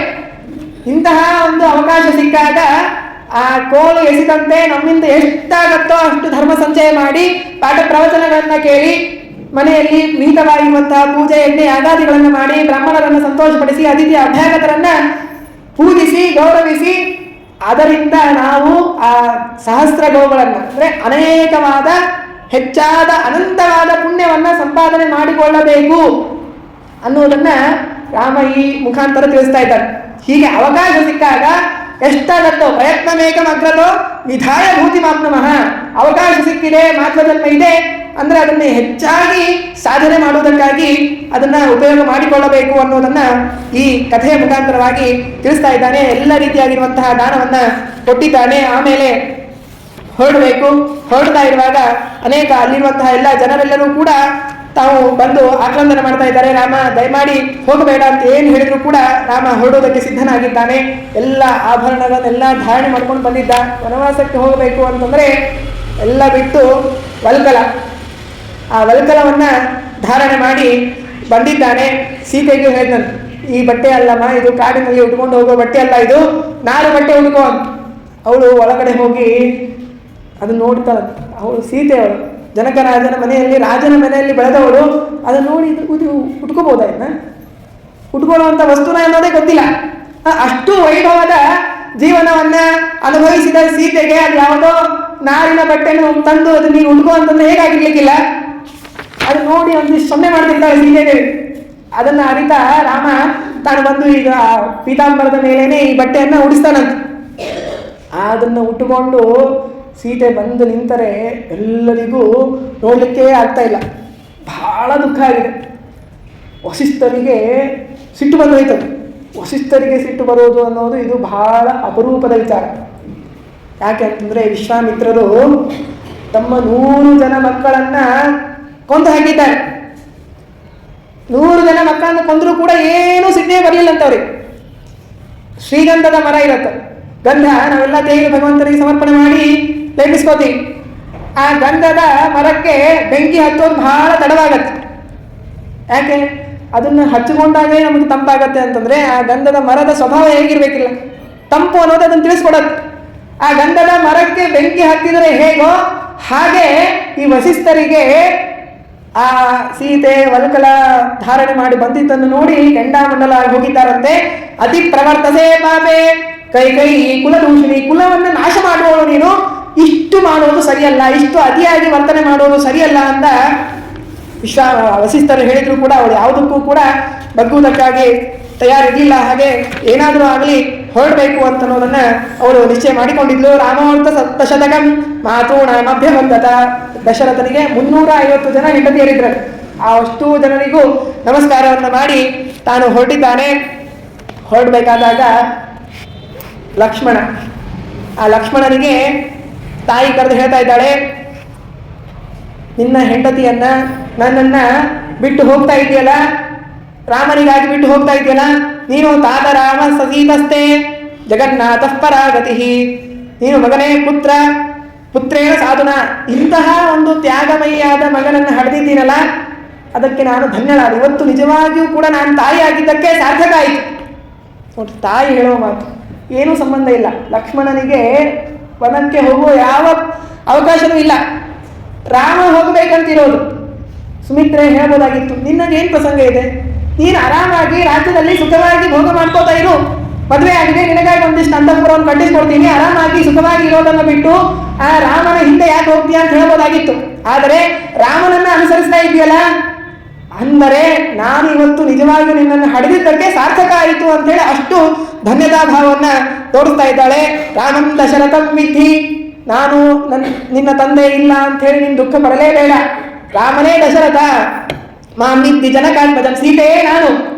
ಆ ಅಟವಿ ಕಾಡೆ ಅದು ಅಯೋಧ್ಯ ಅಂತ ಹೇಳಿ ತಿಳಿದುಕೊಂಡು ನೀನು ವಾಸ ಮಾಡು ಅಂತ ಹೇಳಿ ಆ ಲಕ್ಷ್ಮಣನಿಗೆ ತನ್ನ ತಾಯಿ ಹೇಳಿ ಕಳಿಸಿದ್ದಾನೆ. ರಾಮ ಹೊರಡ್ತಾ ಇದ್ದಾನೆ. ಹೊರಡಬೇಕಾದಾಗ ದಶರಥ ಹೊರಗಡೆ ಬಂದು ನಿಂತಿದ್ದಾನೆ.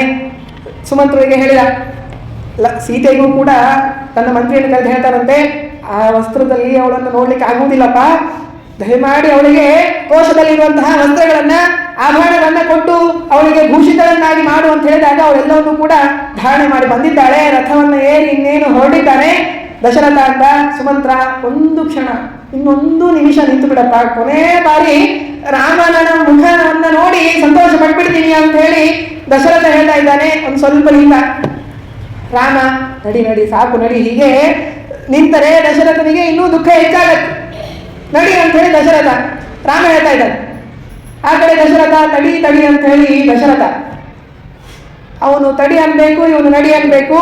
ಸುಮಂತ್ರನಿಗೆ ಏನ್ ಮಾಡ್ಬೇಕು ಅಂತ ಗೊತ್ತಾಗ್ತಾ ಇಲ್ಲ. ಆಗ ಸುಮಂತ್ರ ರಾಮನನ್ನು ನೋಡ್ದಂತೆ. ರಾಮ ಹೇಳ್ತಾನಂತೆ, ಇಲ್ಲ ನಿಮ್ಗೊಂದು ಉಪಾಯ ಹೇಳ್ತೀನಿ ಕೇಳು. ದಶರಥ, ನೀನೇನೋ ಹೇಳ್ತಾ ಇದ್ದಿ, ನೀನು ಹೇಳಿದ್ದು ಎಲ್ಲ ಜನ ಓಡಾಡ್ತಾ ಇದ್ರು, ಎಲ್ಲ ಸಂಭ್ರಮ ಇತ್ತು, ಹಾಗಾಗಿ ಕೇಳಿಸ್ತಾ ಇಲ್ಲ. ನೀನು ಬೇಗನೆ ರಾಮನನ್ನು ಕಳ್ಕೊಂಡು ಹೋಗು ಅಂತ ಹೇಳ್ತಾ ಇದ್ದೀಯ ಅಂತ ನನಗೆ ಅನಿಸ್ಬಿಡ್ತು, ಹಾಗಾಗಿ ನಾನು ತಕ್ಷಣ ಹೊರಟ್ಬಿಟ್ಟೆ ಅಂತ ಹೇಳಿ ನೀನು ಮರಳಿ ಬಂದಾಗ ಹೇಳು ಅಂತ ಹೇಳಿ ಆ ರಾಮ ಅವನಿಗೆ ಉಪಾಯವನ್ನು ಹೇಳ್ತಾನಂತೆ. ಅದನ್ನು ನೋಡಿ ಸುಮಂತ್ರನಿಗೆ ಬಹಳ ದುಃಖ ಆಯ್ತು.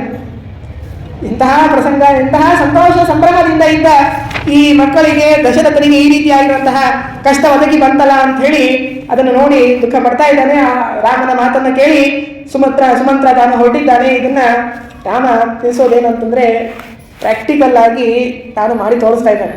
ಕೃಷ್ಣನಾದಾಗ ಹೇಳಿದ್ದೇನು, ಸುಖ ದುಃಖೇ ಸಮಯ ಕೃತ್ಯ ಲಾಭ ಲಾಭೋ ಜಯ ಜಯೋ. ಸುಖ ಬಂದೊದಗಿದಾಗ ಅವಾಗೂ ಮೆರೆಯಬಾರದು, ದುಃಖ ಬಂದಾಗಂತೂ ಮೆರೆಯುವುದಿಲ್ಲ.